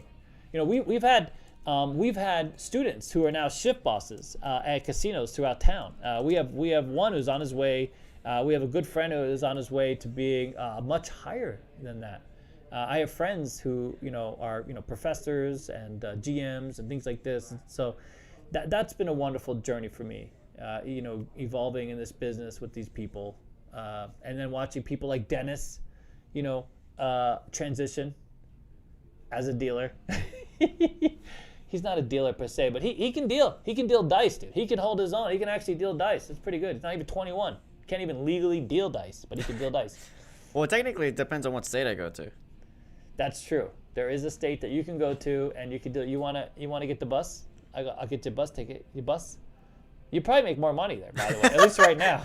I'm not even lying, dude. I mean, you will, because it's we can't 6 figures a little out of our range. Well, we're moving on to the next question. Yeah. A Dark Skin Promotion says, so if you have 4 years of experience as a blackjack dealer, should I only take your roulette course? Yeah, you're gonna need more games. Blackjack's not gonna help you. Interestingly, we have people that come from out of state who have managed to work at a casino, which is probably the case for you, with just blackjack and maybe some carnival games. But here in Vegas, you gotta have a second main game, a third main game, unless you want to go to a lower. So there are actually strip casinos. If you have blackjack and like 3 carnival games, by carnival I mean like Pai Gow, Ultimate Texas Hold'em, 3 card, that kind of thing. Flamingo, Harrah's, Bally's, these are places, Center Strip, some of the Center Strip properties that just work on tourists, lots of flipping carnival games. So the more carnival games, the better, and they can keep you rotating all day long because those carnival games get action. Once you want to get past that or get into a better tier casino or local property, for example, they just not interested. Even strangely enough, even some of our break-in jobs, as much demand as they have, they really don't want you to know. You got to have 2 or 3 main games. So we have 3 casinos right now actively holding job fairs. Like literally, we have sign-in sheets, sign in for this job fair kind of thing at our school. And one of them is desperate for dealers, but they absolutely insist that 3 main games. So blackjack, roulette, craps, or blackjack, bach, craps, always craps. A lot of them is and craps. And that's because if you get there and you just know blackjack, they can't do much with you. They can't put you in rotation. And it's a table for table job. This one casino happens to be table for table. And sadly, if you're just always in blackjack, you're raking in all the tokes. You got to spend some time in craps where they're getting less. It's harder to make tokes on a crap table until you get to a little better. You level up a little bit. And ideally, if you're working a table job, you're going to want to get some of that high-limit Baccarat action. You're going to want to get into that other types of tables. And realistically, some of those carnival games, those people that play carnival games, they're crazy enough to play the carnival games and all the side bets. Guess what other side bet that they'll bet is for you? I shouldn't say that crazy. If you're out there and you're a player, bet for the damn dealers, will you? Thank you very much. There you go. That was my public service announcement. How do you like that, buddy? Well, John Bying asks, can you deal and play at the same casino? No. Typically, you can't play table games at the same casino. Absolutely not. There are casinos that you can actually play on the slots. I went to work not too long ago at a casino where I had a favorite Keno machine, and I made sure to clarify, listen, when I take my apron over and off, I'm going to be sitting on this machine over here. Is that going to be allowed? Because if it's not allowed, I don't want to work here because that's literally the machine that I love. And it was fine. So a lot of local places, a lot of strip places, they don't care. They would rather you leave the property, and in many cases, it's probably a stupid idea. First of all, if you're a drunk, don't play at the casino that you're at, because ultimately one of these days you're going to go a little too far and make a fool of yourself. And if you're a stiff, if you don't tip dealers and you're a dealer and you get off and go play in slots and you don't tip dealers, oh my God. I don't even believe that's a thing, but it is. I actually watched a dealer at the Fitz one time hit $2 royal flushes in a row and tip $0. Let's just say not the favorite person after that, But typically, no. Casinos do have different rules on that. I'm mostly familiar with this market. When I worked in Louisiana, it was absolutely not. You were not allowed. As soon as your shift was off, you had to leave the boat, and then you can go to Casino Rouge. When I worked at Bella Baton Rouge, at Casino Rouge, you go over there and play. Okay, next question is, LBPG asks, when are you guys coming to Dubai? Casinos are opening up here. Dubai? God, dude, they're becoming like a tourist mecca. I probably should. They're becoming like they're building all the biggest stuff. I was watching a video yesterday about somebody standing on the top of some damn tower. Holy crap! They got everything there. They got snow. Oh really? In Dubai, dude. You could ski in Dubai. You can do everything there, dude. Yeah, I would love to go. To be honest with you, I really would. There's no plans as of right now, though. No, I mean we wouldn't even know how to get there, dude. I know where it is on the map. But I'm so impressed at how fast a lot of these areas are just building up. I mean, it's amazing. They have some of the nicest malls. Have you seen some of the malls, dude? Don't they have the tallest building or dude, something? I think they have the biggest. They're Anyways, literally. No, seriously. I gotta be able to afford a trip to get the hell out there. Next question is by Alan Toy. Yes. Do casinos pay for COVID sick? Sorry, I read that wrong. For the test? No, do casinos pay for COVID sick pay? Yeah, no, man, dude, tough question, Alan. Thanks a lot, buddy. So I'm gonna avoid this question. Let me just say, casinos, if you want to be a new hire at most casinos nowadays, you have to be vaccinated. That's the thing. If you're already working at a casino, you haven't gotten vaccinated. So whatever side you're on in the equation, it doesn't really matter. If you're not vaccinated, they're just being like, we're not gonna do it. As far as paying for COVID, like if you're sick, if you have sick pay available to you, yes. If you're just out with COVID, I believe the answer has been no for most of them. It depends on where you're at the casino, but I really don't have all that information. I know that's been a thing, because people have been like, hey, COVID forced me out. You guys wouldn't let me come back to work. I don't really. I'm out. I'm out. Dave Lee says, do you know if VA benefits can be used for the school? God, that's a thing. So we're state certified, but we don't have a regional accreditation. And so as much as I would love, I would love to accept veteran benefits, clearly, because I think that there is a school here in town that hates us and put up a big ass billboard right in front of our school, which hasn't really impacted us because people see that billboard and think it's us and they turn in. They say, I saw your billboard. I came in. It's not our billboard. It's some other school. They talk about a free school and they will max out your veterans benefit. And and I've seen it and I could talk about it plainly. And so they charge a lot more than us, $10,000 for $10,400, whatever the hell it is. Let me just tell you my experience as a vet myself. So I went to a school that utilized maxed my vet benefits out, gave me $140 a week on top of the school entry. And ultimately, I got a terrible education. And so what we would do, believe it or not, is we wouldn't max out the benefit. We'd give you as much of that money, and we would still keep the same damn prices. We're not going to raise our prices just because the government is going to, just because we can and the government's willing to offer. It's just, I never understand it. It is what it is. Listen, if our prices go up, they go up for a reason because we're paying our teachers more, or we got more rent to pay or more bills to pay. I never understand why just because you can, milk it. You charge $10,400 on student loans because you can, because the government is willing to finance that. That doesn't mean you're going to get a better job or have better training, because you're not. You're just not. So if you think going to what they call a free school right now is going to pay off, it's not the same thing. we recently went to Mesquite, and we interacted with a dealer of ours who was literally behind another dealer who went to this other school. That guy still owed $5,500. Our dealer was out $250 total, $250. They were at the same casino dealing with the same benefits. So there's that. But yes, so here's what I can tell you. We give you 10% off.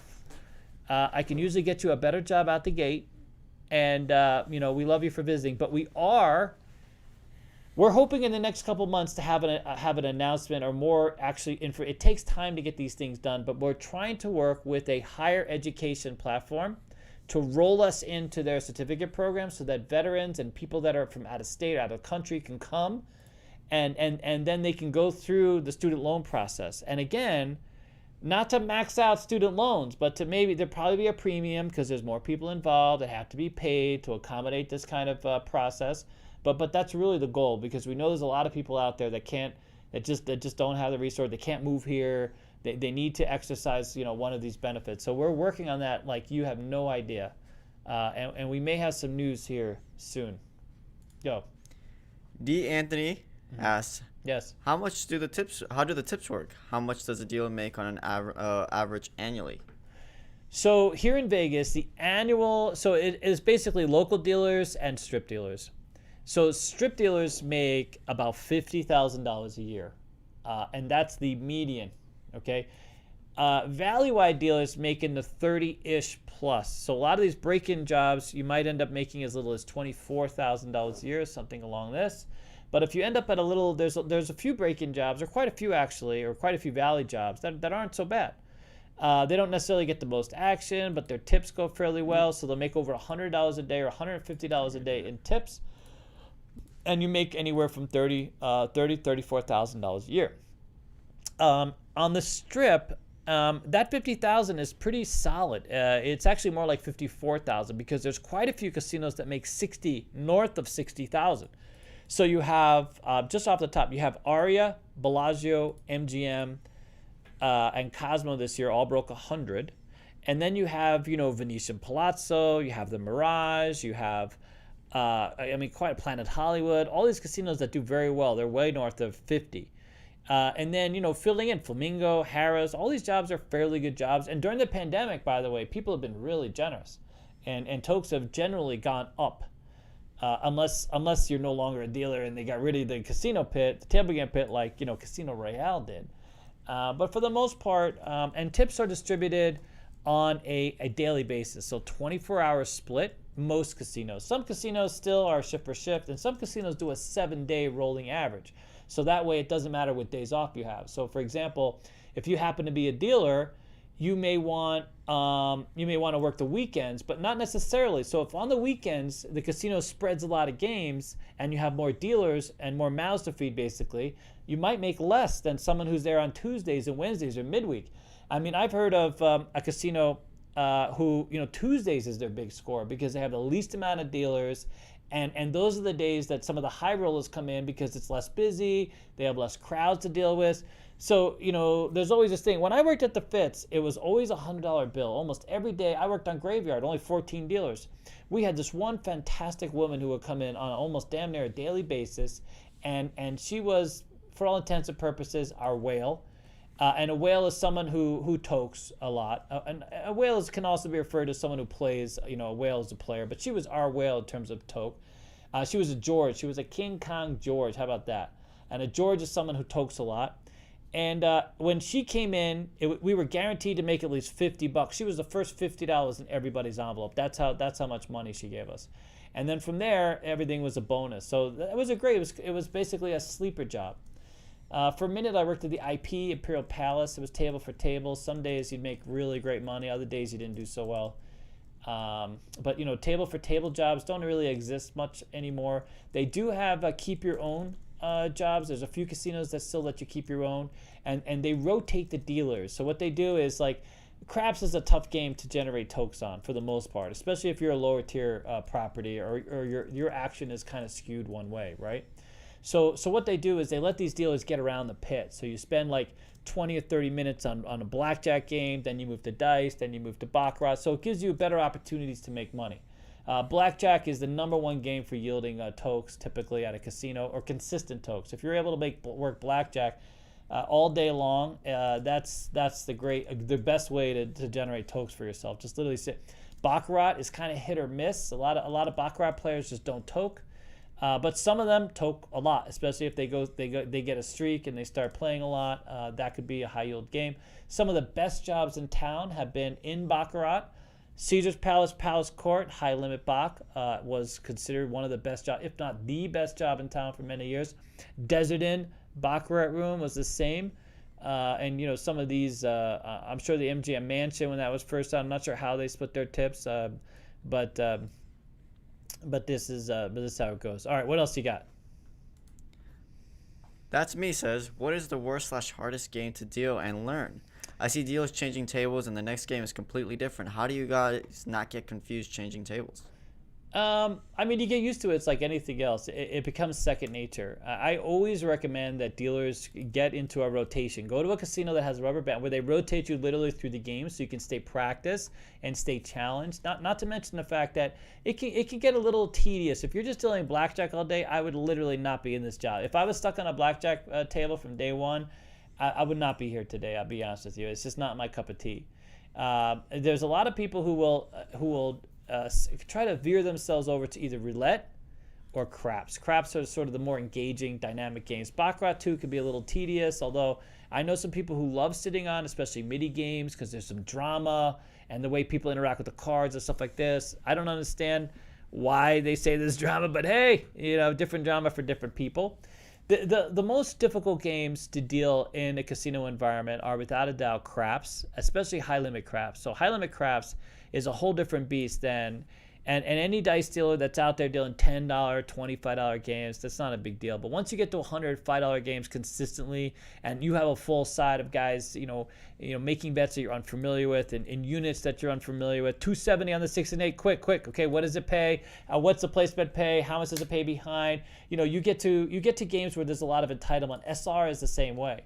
So once you get to a place like that where you have $10,000, $20,000, $30,000 buy-ins, and then you have completely active engagement on the table. They're not just putting one bet down or two bets down. They're expecting you to not only deal at their level, but to respond to whatever entitlement they think they have in the game. That's often the bigger problem.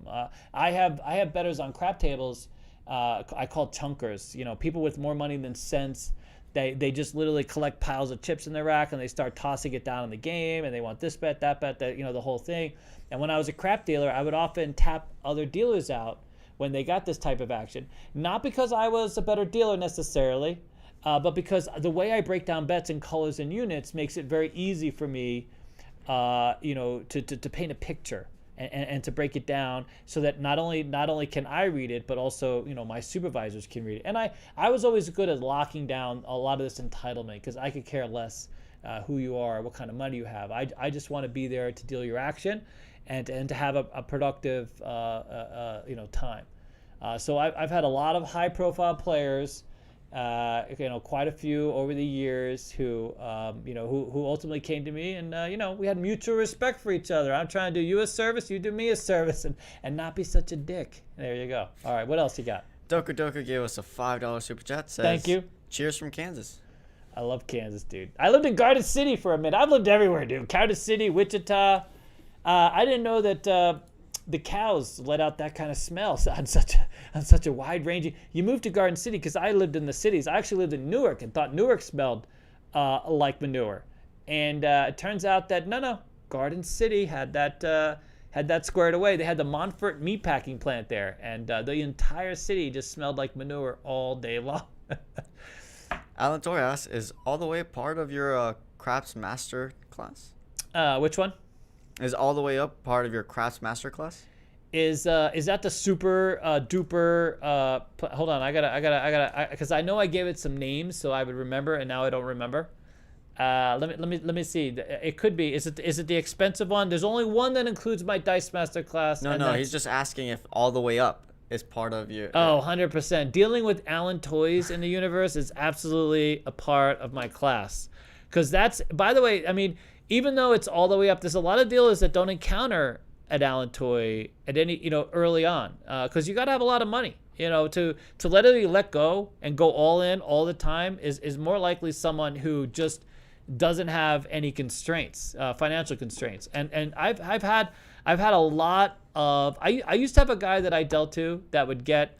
He would start out in $250 games and never take a bet until table limit at $5,000. Literally a $5,000 table limit, not take a bet. And he would go all the way up like an Allen Toy would, and he would throw the dollars on there. So if something paid, God forbid it paid in dollars, the worst one was the 4 and 10s, because sometimes the juice breaks down, where dollars. Basically, because he would go like 800 across, 1600 across, this kind of thing. And, sometimes you break down some dollars on the floor, and he would use all of it to press it all the way up. And I would have some ungodly amount of money on there. Which you remind me of him, Alan. I must say, you do remind me. He was a bit larger than you, though. He was. I'm assuming. Yeah. But yeah. So no, 100%. So Dice Master is all about presence, breaking things down. You got to get away from the numbers. So as a dealer, if you're dealers out there and you're still dealing with the numbers and your fingers and your toes, there's colors and units. And so when we teach you at our school, we focus on getting you away from the numbers, because once you've been a dealer for so many years. And, you there who's out there as a blackjack dealer for 4 years know exactly what I'm talking about. You stop seeing the amount. It's not the amount. It's this picture looks like this picture. And we try to push dealers in that direction early on, because we know that that's where you transform. That's where you start getting presence on the game. That's where you start. You can't deal high limit in numbers. You have to deal colors and units, because if you have a bet that's like $7,437 and you're trying to work out commission or blackjack payout, whatever the case is, you're going to be there a while, because that's just not how it's going to work. But if you're working colors and units and you know that scale of colors and units, you can do it. You just push out. This is the picture. This is what it's supposed to look like. All right, go ahead. Next question is, does CEG work with Arizona tribal casinos? No. So we did. We had a floor supervisor that was down, that was a good friend of ours, but that has since no longer been the case. And quite honestly, before Casino Quest, one of the things I had talked to somebody who is one of the tribal, or was on the council. He had come out to G2E. We had a really great conversation about trying to provide some instruction for crap dealers, especially. And ultimately, this didn't materialize. We ended up getting busy with Casino Quest. The pandemic happened, and so a lot of those things were sidetracked. We would love to work. We have quite a few dealers who have asked us about moving to Arizona. Phoenix has become a popular destination for people from Vegas. And so if you happen to work for one of those casinos, we'd love to work for you. We'd love to help develop, especially for craps dealers. One of the things we would like to do is really develop a craps dealer. I could have just ended it with crap. You know what I mean? A craps dealer development program, because that's the biggest need everywhere. Biggest need, and we would love to develop a program that really puts people on that path to learning craps, mastering craps, and finding a career that really is a lot of money out there. Crap dealers. I have been offered a ton of money. Risky, Alex, buddy. I might need to take a road trip here in a minute. No, I would never leave Alex. But yeah, crap dealers are high in demand. All right, what else do we got? We got to give away this deck of cards, buddy. We're supposed to give questions. How many likes do we have? Just curious. Not because we need the likes. I'm just curious how many likes we have. 151. Oh, that's not bad. 151. How many people do we have watching? We have 206. 206 and only 151 likes? Oh, that's depressing. Anyways, next question. Go. John Zimmerman says, when a casino does a trial run for a new carnival game, are dealers asked to volunteer or forced to work that? Yeah, so typically they'll have their mind set on who's going to deal that game. I've worked for a few casinos. We brought in we've done the 30-day or 90-day, depending upon what your jurisdiction allows. That's the free casino floor. So what casinos do? One casino is notorious for it. I won't say who it is, because I love this casino. But they're like, they're like, yeah, bring your game in once it's certified, right? Once it has the mass certified and everything else, and it gets its initial paperwork done, they say, yeah, 90 days, sure, come on, bring it in, and they'll basically send a dealer. But they usually have a dealer in mind that they are confident can deal the game. And this casino, after every one of these trial periods, has never actually added the game to the floor. I recently had a guy who developed a game, and he's like, oh yeah, I got my game into this casino. And I'm like, oh crap, it's this casino. And I'm like, dude, I didn't tell him. I don't want to break his heart, because I know people love developing table games. They put a lot of money into it and they get their hopes up, but realistically, not a lot of new games end up on the floor permanently. But casinos love putting them on there for free, because it's free. And I mean, it's just the cost of labor, and for casinos, the cost of labor is low. And then they could use the table, especially if it's got if it's got some social media behind it, got a little bit of engagement. They can kind of push it out there. It gives people a reason, to come experience this brand new game that we're never going to actually add to the casino floor. Get excited like we are for this 30-day trial. But yeah, it's usually on a volunteer basis. And the casinos in my history have always sort of kept certain people. In fact, if you notice, like if you're at a casino that has a large carnival pit or certain games, you'll see a lot of the same people deal in those games, especially the personalities, sort of the bubbly people, because a lot of times those casinos need that kind of engagement, and that's what keeps them coming. I mean, the theoreticals or the wins on those casinos, is high, and casinos love a lot of these games. Blackjack, if you play really good strategy, unlike David, Blackjack can go fairly well in a player's way, but many of these carnival games, just not that, right? So the casino's edge is higher, and they love for people to be distracted just long enough to leave a good deposit, kind of thing. So if I'm a casino manager, I'm putting all my bubbly people into these carnival games, get everybody excited and hyped up, and watch them, add to my bottom line. All right, what else you got?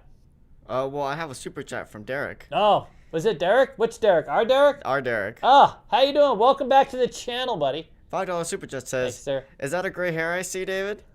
See you on the first. God, what a little bastard, dude. Swear to God. I still tell people, don't Derek yourself. Leave yourself $1. Don't Derek yourself. We don't want to get to zero.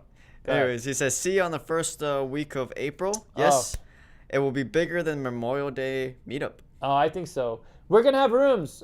So if you are waiting, it's okay to wait. I hate the fact that you've had to wait, and I hate that Snapper already probably got his room. He did, by the way. He did, I know. But we're gonna have room, not for free, but discounted. And if you're looking for a room on a special rate, you could always email us for that weekend if you're still coming in. And either we'll help you get a rate, because what we can do is we have a casino here in town. If you're driving in, we have a casino that's willing to waive the resort fee and give you a flat rate fee for the room. It's actually really cheap. Because the resort fee, who the hell wants to pay the resort fee? I mean, you know what I'm saying? Unless you're like watching anime after gambling, like Dennis will probably be. Nobody needs internet either. You know what I mean? Like we all have phones. Well, look, I'm going to bring my own hotspot. I know. We have this great hotspot, by the way. Holy this crap. Is true, Ever since we switched to Verizon, all of our other crap has sort of gone away. But we do have some rooms. We have a special room rate, and we're going to have the event where we're picking from one of 3 casinos, of which none of them are probably the one that Snapper is going to, sadly. Snapper, where'd you end up, buddy? The Days Inn? Like, what's going on? He's either at Aria. He's going to be in the Sky Suites. They're picking his ass up.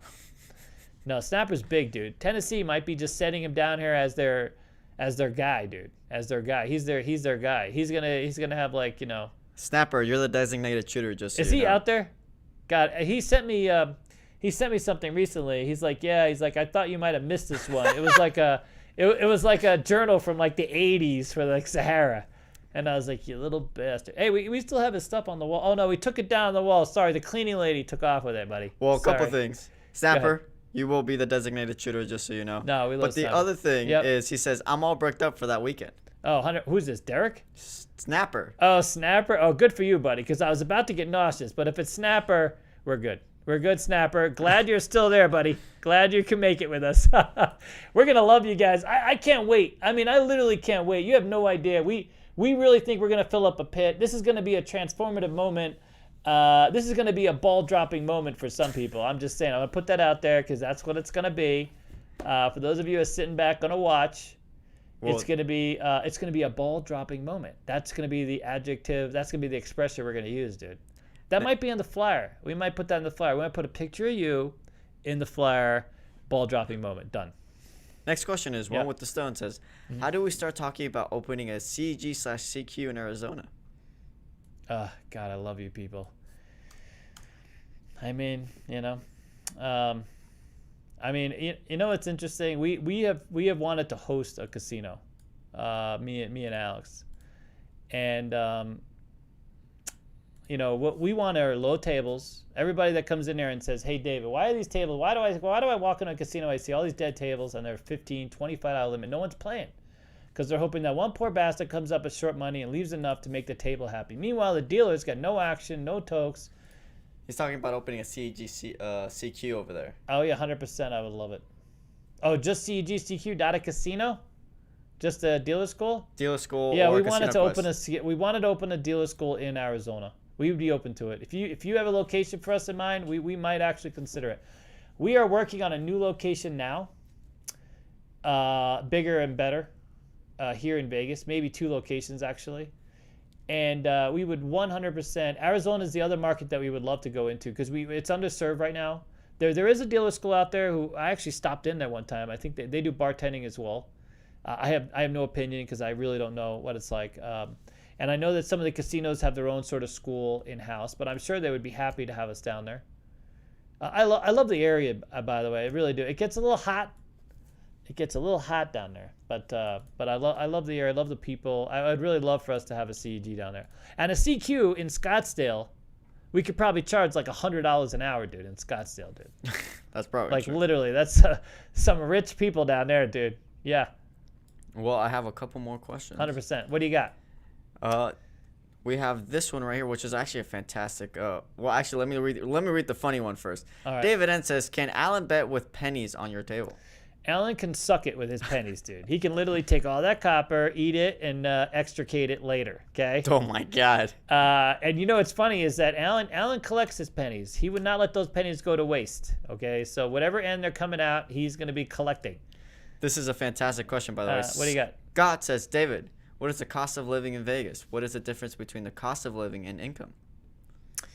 Yeah, that's always been a thing. So I hear the truth is the cost of living has gone up. Used to be we had cheap rent and cheap food. The only thing that was a little bit skewed over here was the gasoline because sadly we get a lot of our gasoline from California, which requires lots of other stuff to go with the gasoline. So our gasoline ends up going up in price. But that has changed a little bit. We've had an influx of people from California who have and I mean a lot of people. I'm not blaming you people from California, but can I shame them? Can I shame them? No. So because of housing has been so cheap, if you come from California and you sell your 1,000 square foot apartment for $1 million, you could buy damn near Shaq's place for $1 million. So we've had an influx of people from a lot of places take advantage of our cheap real estate market, and everything has gone up. The cost of meat, just like it has really everywhere. Inflation has played a role. I will say we have no personal income tax, so that's good. And we don't have a lot of the nonsense taxes that go on top of everything else that a lot of other places experience. Other than our cigarettes now. Those of you who live in New York, if you're a smoker and you live in New York City, you're gonna save like $4 a pack when you come here. That'll save you a couple bit. But we have some of the lowest energy costs in the country, which is nice. But on the flip side, we have some of the highest insurance rates because we have so many people from so many places moving here, and so our streets are a bit tangled up. One guy's waving, the other guy's crashing. It's not much you can do. It's one of those things, I missed that in Kansas. So, all right. So back to the answer. Let me just say, Kansas, man, I love Kansas. I moved to Kansas. Everybody started waving at me. At first, I thought they were flipping me off because I expected that. And then I realized, holy crap, everybody waves at you when they pass you. Everybody literally waves at you. You don't get that in Vegas. You don't get that in these kinds of cities. But when you go to Kansas, dude, oh, God, the nicest people, dude.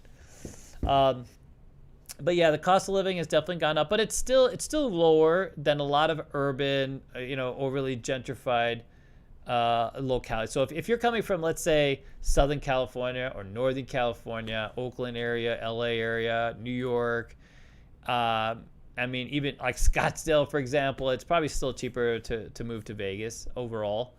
And the wages are actually moving up. This Amazon has sort of made a play. We have Tesla in Reno, who has the Gigafactory is open there. The average wage there is like $21 an hour. I know friends who have moved up there. But of course, with the wages came higher cost of living, more competition for real estate. It's kind of a mixed bag, I'll be honest with you. You can still find pretty inexpensive housing options here if you look hard enough and you're willing to rent. We advise people to go on to apartments.com or rental or roommates.com. Roommates.com. So we've had some people found apartments for $500, $600 a month. Kind of a shared thing. Or you just get a really great fan that buys you a condo, right, Dennis? I mean, you know what I mean? You get a great fan who's like, you know what? I got this extra money sitting around, and we need a renter, and free condo. It's not a free condo, by the way. He has to pay rent. But what a great deal that worked out, huh? Fantastic place, by the way. It is a fantastic place. I mean, dude, some amazing. There's no doubt we have some of the most amazing fans on the planet, man. Absolutely amazing, amazing fans on the planet. We would have been, we say this a lot, but we're often reminded, CEG Dealer School, during the pandemic, when the pandemic first hit, we were basically out of business.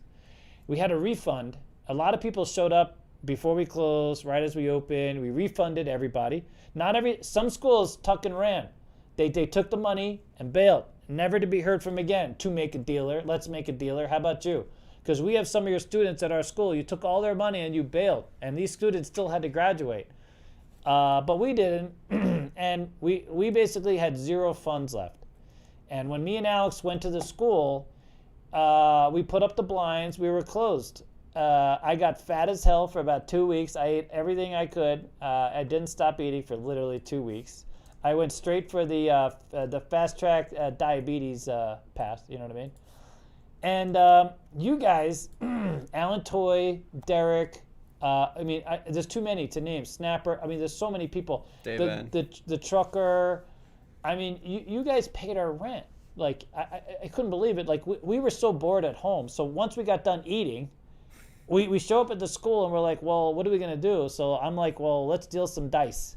And we were trying to figure it out. How do we get the dice? And we used Post-it notes. To like, okay, this is, Alan and whomever, Derek and all you guys.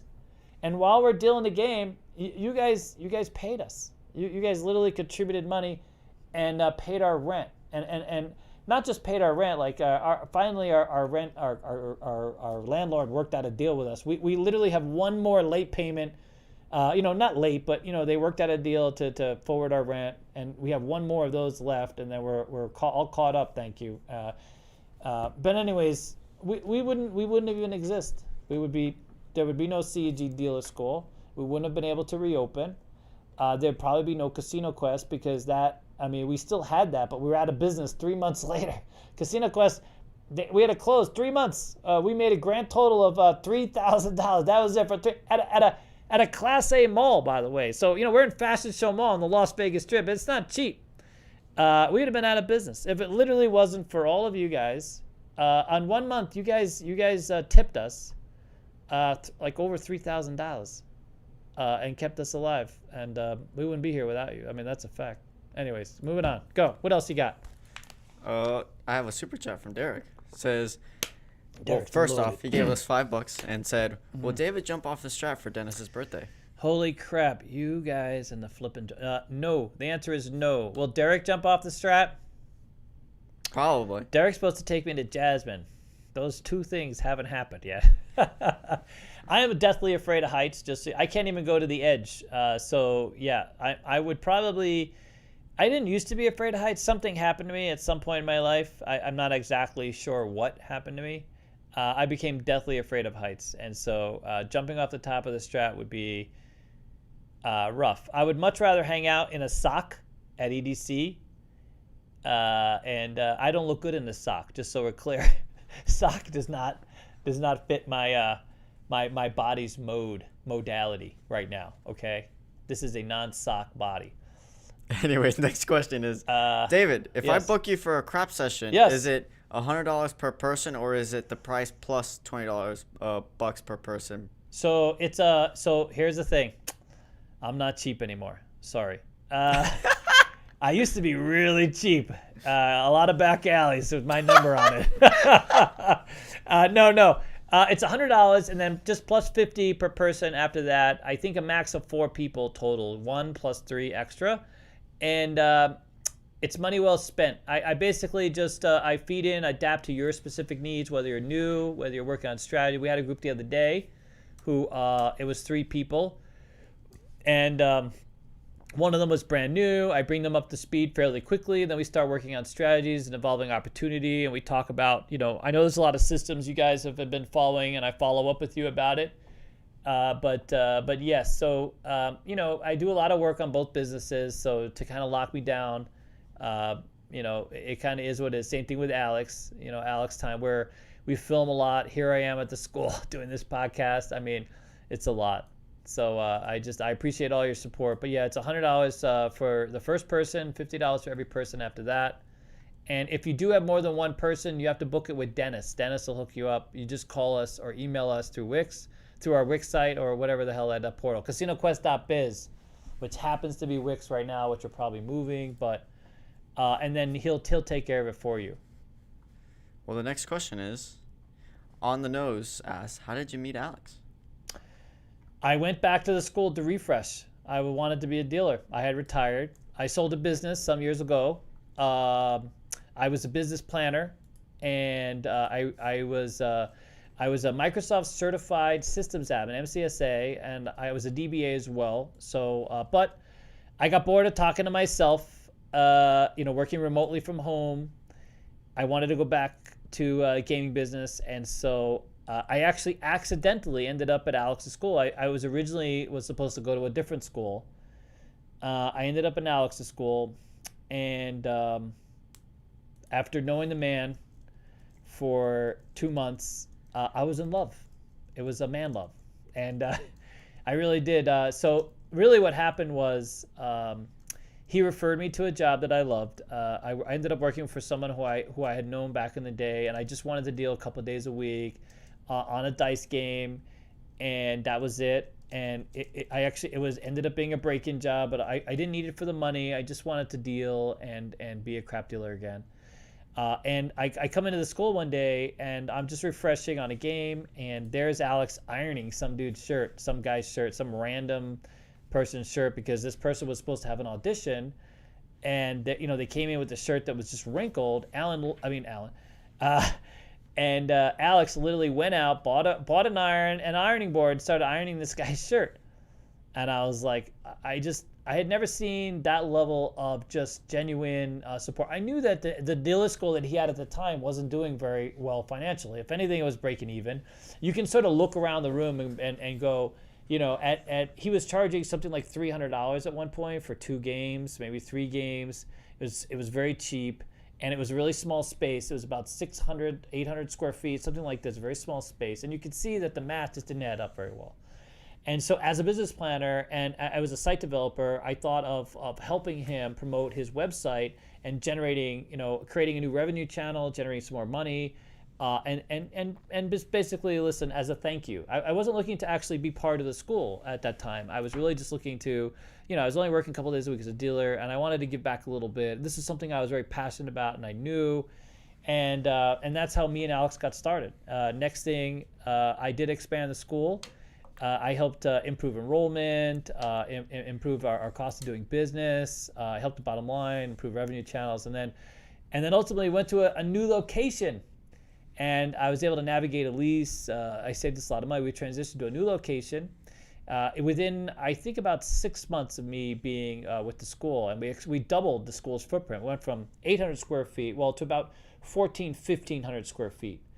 And then within a year of that, we moved to our 3,400 square foot. And again, pushing out and improving on ways that we can increase capacity, improve access, work out these network relationships with the casinos, ultimately expand. we became fairly diversified. That was the key, is diversifying, because you can't make enough money on the students, as you can well imagine. At $500 a pop, even if they sign up for 3 games, which is the average sign up, doesn't translate well. Put that into, we are everybody that we have here starts at $15 an hour. We've always done that, even years ago when that wasn't necessarily a thing. And some people make up to over $20 an hour depending upon their expertise or skill set. And so if you look at the math doesn't always add up. But again, we're fairly diversified as a business now, and you guys helped us stay alive. But yeah, there's the story. Oh my God, I go on such tangents. Jesus. Well, 2 more questions. Yep. Ryan Beck says, would Casino Quest / CEG be where it is today if the pandemic didn't happen, i.e. the focus on videos, content, etc.? If the what? If the pandemic didn't happen. Where would we be? I didn't hear the last part. I'll hear it one more time. Yeah, read it. Would Casino Quest / CEG be where it is today if the pandemic didn't happen, i.e. the focus on videos, content, etc.? Okay, that's actually a really good question, man. Holy smokes. I have someone that was working on a business administrator, BA, and had asked me the same thing. And the answer is it's tough. Understandably, we obviously switched. So we had already evolved into YouTube before the pandemic. We had started a vlog, and Timmy really had a role in pushing us towards this whole other medium. At the time, I'll be honest with you, I wasn't really, I didn't know YouTube very well. I didn't use it as a medium. It wasn't something I looked at a lot. And but I did use it to figure out how to fix my fridge, and I used it for tutorial videos. I would always be referred to something on YouTube. But as far as content and watching movies and snippets and everything I do now, and watching a lot of the channels out there, the craps channels that I watch all the time, that wasn't a thing. But Timmy made us aware of this as a place to grow, build a channel, and quite frankly, towards the beginning, people were very skeptical that we would have any real traction, that would become a thing, especially being that we have a niche audience. We were sort of reaching out to dealer school potential students in Las Vegas. It wasn't a national thing. We were trying to build our audience here, and who cares about us? Realistically, why would anybody care about me or Alex or anything else? Who knew? And when we started, if you look back on the earliest vlogs, I mean, you have no idea how nervous we were and how many takes. There's one video we did towards the beginning where it was at least 40 takes. And I kept going, I would a lot and things like this. It was terrible. So the short answer is, I'm not sure. So pre-pandemic, our school was literally on fire. When we first moved to the newest space that we have, there were months we averaged over 120 new students. One case, 127 new students. And it was a fantastic success. Vegas was growing. 2019 was one of the biggest years on record for Vegas in terms of visitorship, dealer opportunities. All these things were expanding. There's a lot of money, a lot of investment coming in. So as far as the school goes, I believe that without the pandemic, we would have had, at least now, we might be further ahead of the game in terms of the relationships with the casino. Remember, here in Vegas, Fiesta Rancho, Fiesta Henderson's out, Texas Station's out, Palms took a hit, Palms closed. These are a lot of the casinos that we worked with. Now, Casino Quest, interestingly enough, I believe it's kind of a mixed bag. I think that we've grown our user base, we've grown our fan base thanks to the videos, and because we have almost 110,000 subs on CEG, the channel you're watching now, but we also have I think 29,000 subs on Casino Quest, and it's been a great platform for us to expand. So without the pandemic, I don't believe Casino Quest would be in the same position. I wouldn't have said that some months ago, because when we first opened up after we were closed. We had to close for 3 months, and that crushed Casino Quest. We thought Casino Quest was over. When it came to the school, you guys saved the school, but Casino Quest, we had basically threw in the hat. We weren't sure what the hell was going to happen with that. Plus, we had a small spot in kind of a dark end of the mall. As much as we had a lot of people interact with us, we really weren't making any money. The first month we opened, we made a grand total at a Class A mall at Fashion Show. We made $2,500, not a cash grab. And just so you know, we paid salaries. I mean, we were paying people to manage that space and work full time. So if you account for just a few shifts, there goes that money. And then you have the power bill and our rent and everything else. It was Now we had planned for that to be the case. We had planned for a year, because in business planning, when we have a new business venture, you always want to have enough capital, allocated so that you can, you got to run the gamut, so to speak, right? You can't expect there to be a turnover in a month, because this isn't a turnkey business. There's tables, investment, there's a lot of things that go into, making this, realizing this business on a daily basis. But once the pandemic ended, it was a slow crawl coming back. Interestingly, it did, and it did in droves. We managed to fill a lot of days. We got a lot of reservations. TripAdvisor was a real significant factor. We got to be one of the top rated destinations here in Vegas, and we got a lot of great reviews. Had a lot of wonderful dealers. We had a few. We had the lawsuit, of course, of that person who. But for the most part, again, we were very disciplined in diversifying our revenue, trying to build up retail and other areas of business, our online business, our dealer kits, expanding media. All these things played a factor in our survival, building the brand. We have crapsy.com. We have this wonderful craps app. So creating those relationships were critical. We have 21 Fun Night, a great relationship with John out there, who we're evolving some relationships in terms of tables and mobile types of events, things like this. So, that's been the journey. I don't know if I answered your question. I think I've gone off on a training. So Casino Quest, thanks to, I think the pandemic has helped. CEG, I think it was it put CEG in hibernation mode short term. We're still not back anywhere close to the enrollment figures we had in 2019. We helped open Circa. That was a real big boon for us for a few months. We trained and certified 87 dealers for that property. So we've had some moments that have really shined, but for the most part, we're still working our way back. Although it is coming back now. We're definitely realizing enrollments are going up. Contacts to casino go. That's why we had this show. We had this show because quite literally running out of flipping people to train to put into these casinos. All right, what else do we got? Or is everybody falling asleep? I think it's late, no? Well, we got one more question after the super chat. All right, because we got one more super chat. Derek Silva, again, another $5. Wow, he's so loaded, dude. Says, will David dress up as Jasmine if I take him to Jasmine? That would be, well, if Jasmine is a 52-year-old man with a mustache, yes, sir, I will. No. Me and you are going to go have, hey, listen, when we go to Jasmine, just so you know, I love that Montrachet. I got to taste that Montrachet. That's not cheap, buddy. I'm not a cheap date, sir, okay? All right. Robert Barnes, the last question. Mr. B. Says, what's the most drama you've seen while dealing a table? Most drama? I've seen a lot of drama. I mean, what kind of drama are we talking about? A PG drama, G drama, R-rated drama? Everybody wants an R-rated drama. I don't want PG drama because YouTube. Oh, because of YouTube. I mean, I've seen people fight, like deck it out over the field bet. Big 6 and 8 was always a big problem. I've seen a guy actually walk to a supervisor and belt him. A don't-come player he was playing like.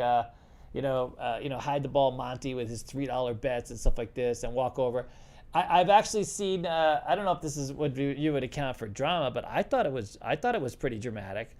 I saw a guy on the pole, a little older guy, start the pole and had to go to the bathroom, and they didn't offer him any relief, so he relieved himself and kept dealing. It was funny because he made them well aware of it, and we were well aware of it the whole time because it wasn't the easy kind. It wasn't just. But man, I saw a lady who they are basically trying to pull off a game for. She left her kid in a Kids Quest, and then gambled all her money. couldn't get the kid out, and the casino was willing to let her get her kid out. Obviously, they're not going to keep the kid captive. But then she couldn't find her ID, so she couldn't prove that she was even the mother, even though security was with her. I've also seen a guy. I talked to people about that contract bet. I've seen a guy arrested on a game. And he had a bet on the pass line. And even though he was being arrested, a lot of casinos will let you take your money off. They'll just say, hey, screw it.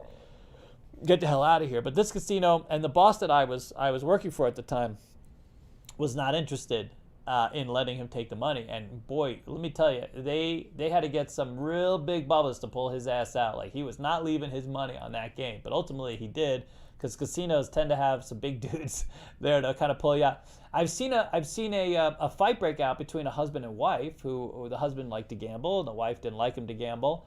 And she took the dice. That was where she came up to the thing. We pushed off the dice and she grabbed them and just took off and left. And she'd been sitting there screaming at the poor guy. I shouldn't say poor guy. He probably shouldn't have been gambling. I mean, I don't know what the hell the story was. But anyways, I've seen a lot of drama. Are you kidding me?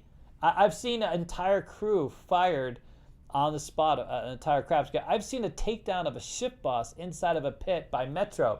SWAT took his ass down. What else? Alan Toy gave us a $2 super chat. Said, "My treat, another CEG dinner at Oscars in September." Question mark. For $2? No. What kind of Oscar we're talking about? No. No, he did a $2 super chat. So that you would see it and salvage. Oh, yeah, 100%. I've never been to Oscars. Originally, we were trying to reach out to the Plaza. If the Plaza's out there, wants to host some parties, we're in. I've never been to Oscars. I've heard really good things about it. I would love to eat there. I think that's the end of the show. That's it? We're done? We're done. Oh, no, we didn't give away the damn cards, dude. Oh, yeah. Holy crap, man. How many likes do we got now? We have 184 likes. Oh, that's nice, dude. That's nice. We like that. All right, let's give away these cards. Okay, ready? Wanted, it's a word. Wanted is the coupon code, and wanted is the word, and that's what we're going to give. Just go ahead and click wanted. We're going to give out these cards, and we're also going to give out one of these green Casino Quest chips, because I got a few extra, and we're trying to give them out. And what do you think? Good? Good.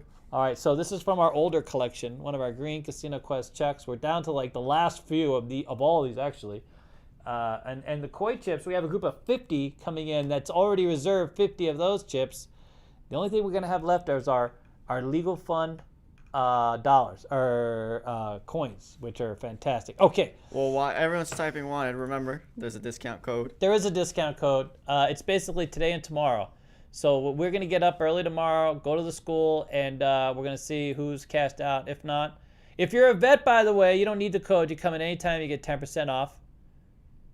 And yeah, good? Good. I'm just letting them spam and trying. All right, spam it away. Tell me when to say stop. And by the way, if you like this show, if you're watching this after, please leave a like. It lets us know that we should keep doing this content. 100%. And let Dennis know how much you love his haircut. What's with everyone in the haircut? It's been like weeks. Weeks? Damn it. All right, let's go. All right, ready? Tell me when to stop. Stop. 1 through 20. What's a good stash number? Stash number? Is there a stash number? Is there such a thing? Let's do like an 8. 6 or 9. A 9? Oh, I get it. Wow, you're so all right, 9. Go. Who is it? The Pit Boss. Oh, really? 1.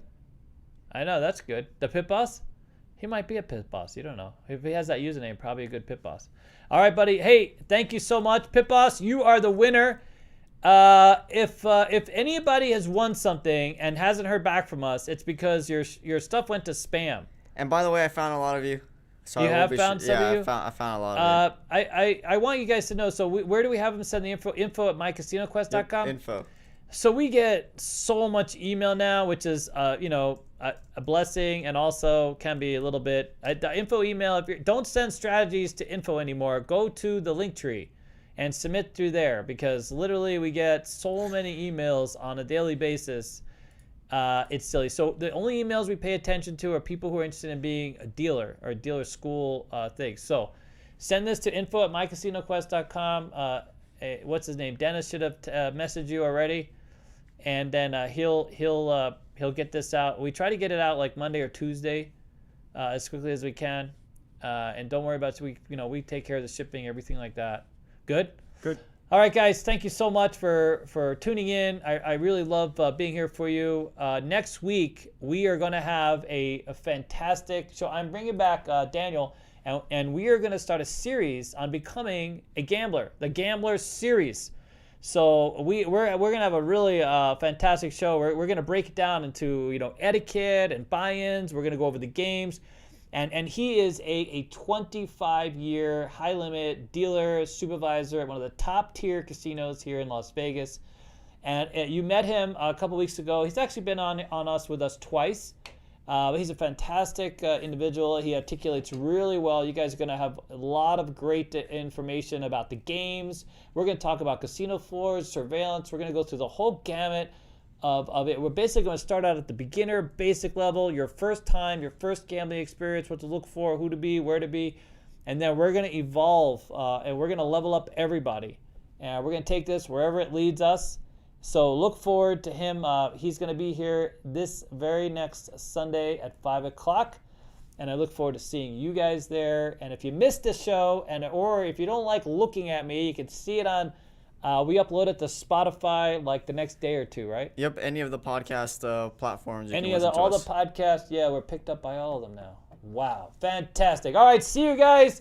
Good luck in Vegas, and take care wherever you are. I hope you wish you well, and fantastic everything. Bye, guys. Bye, guys.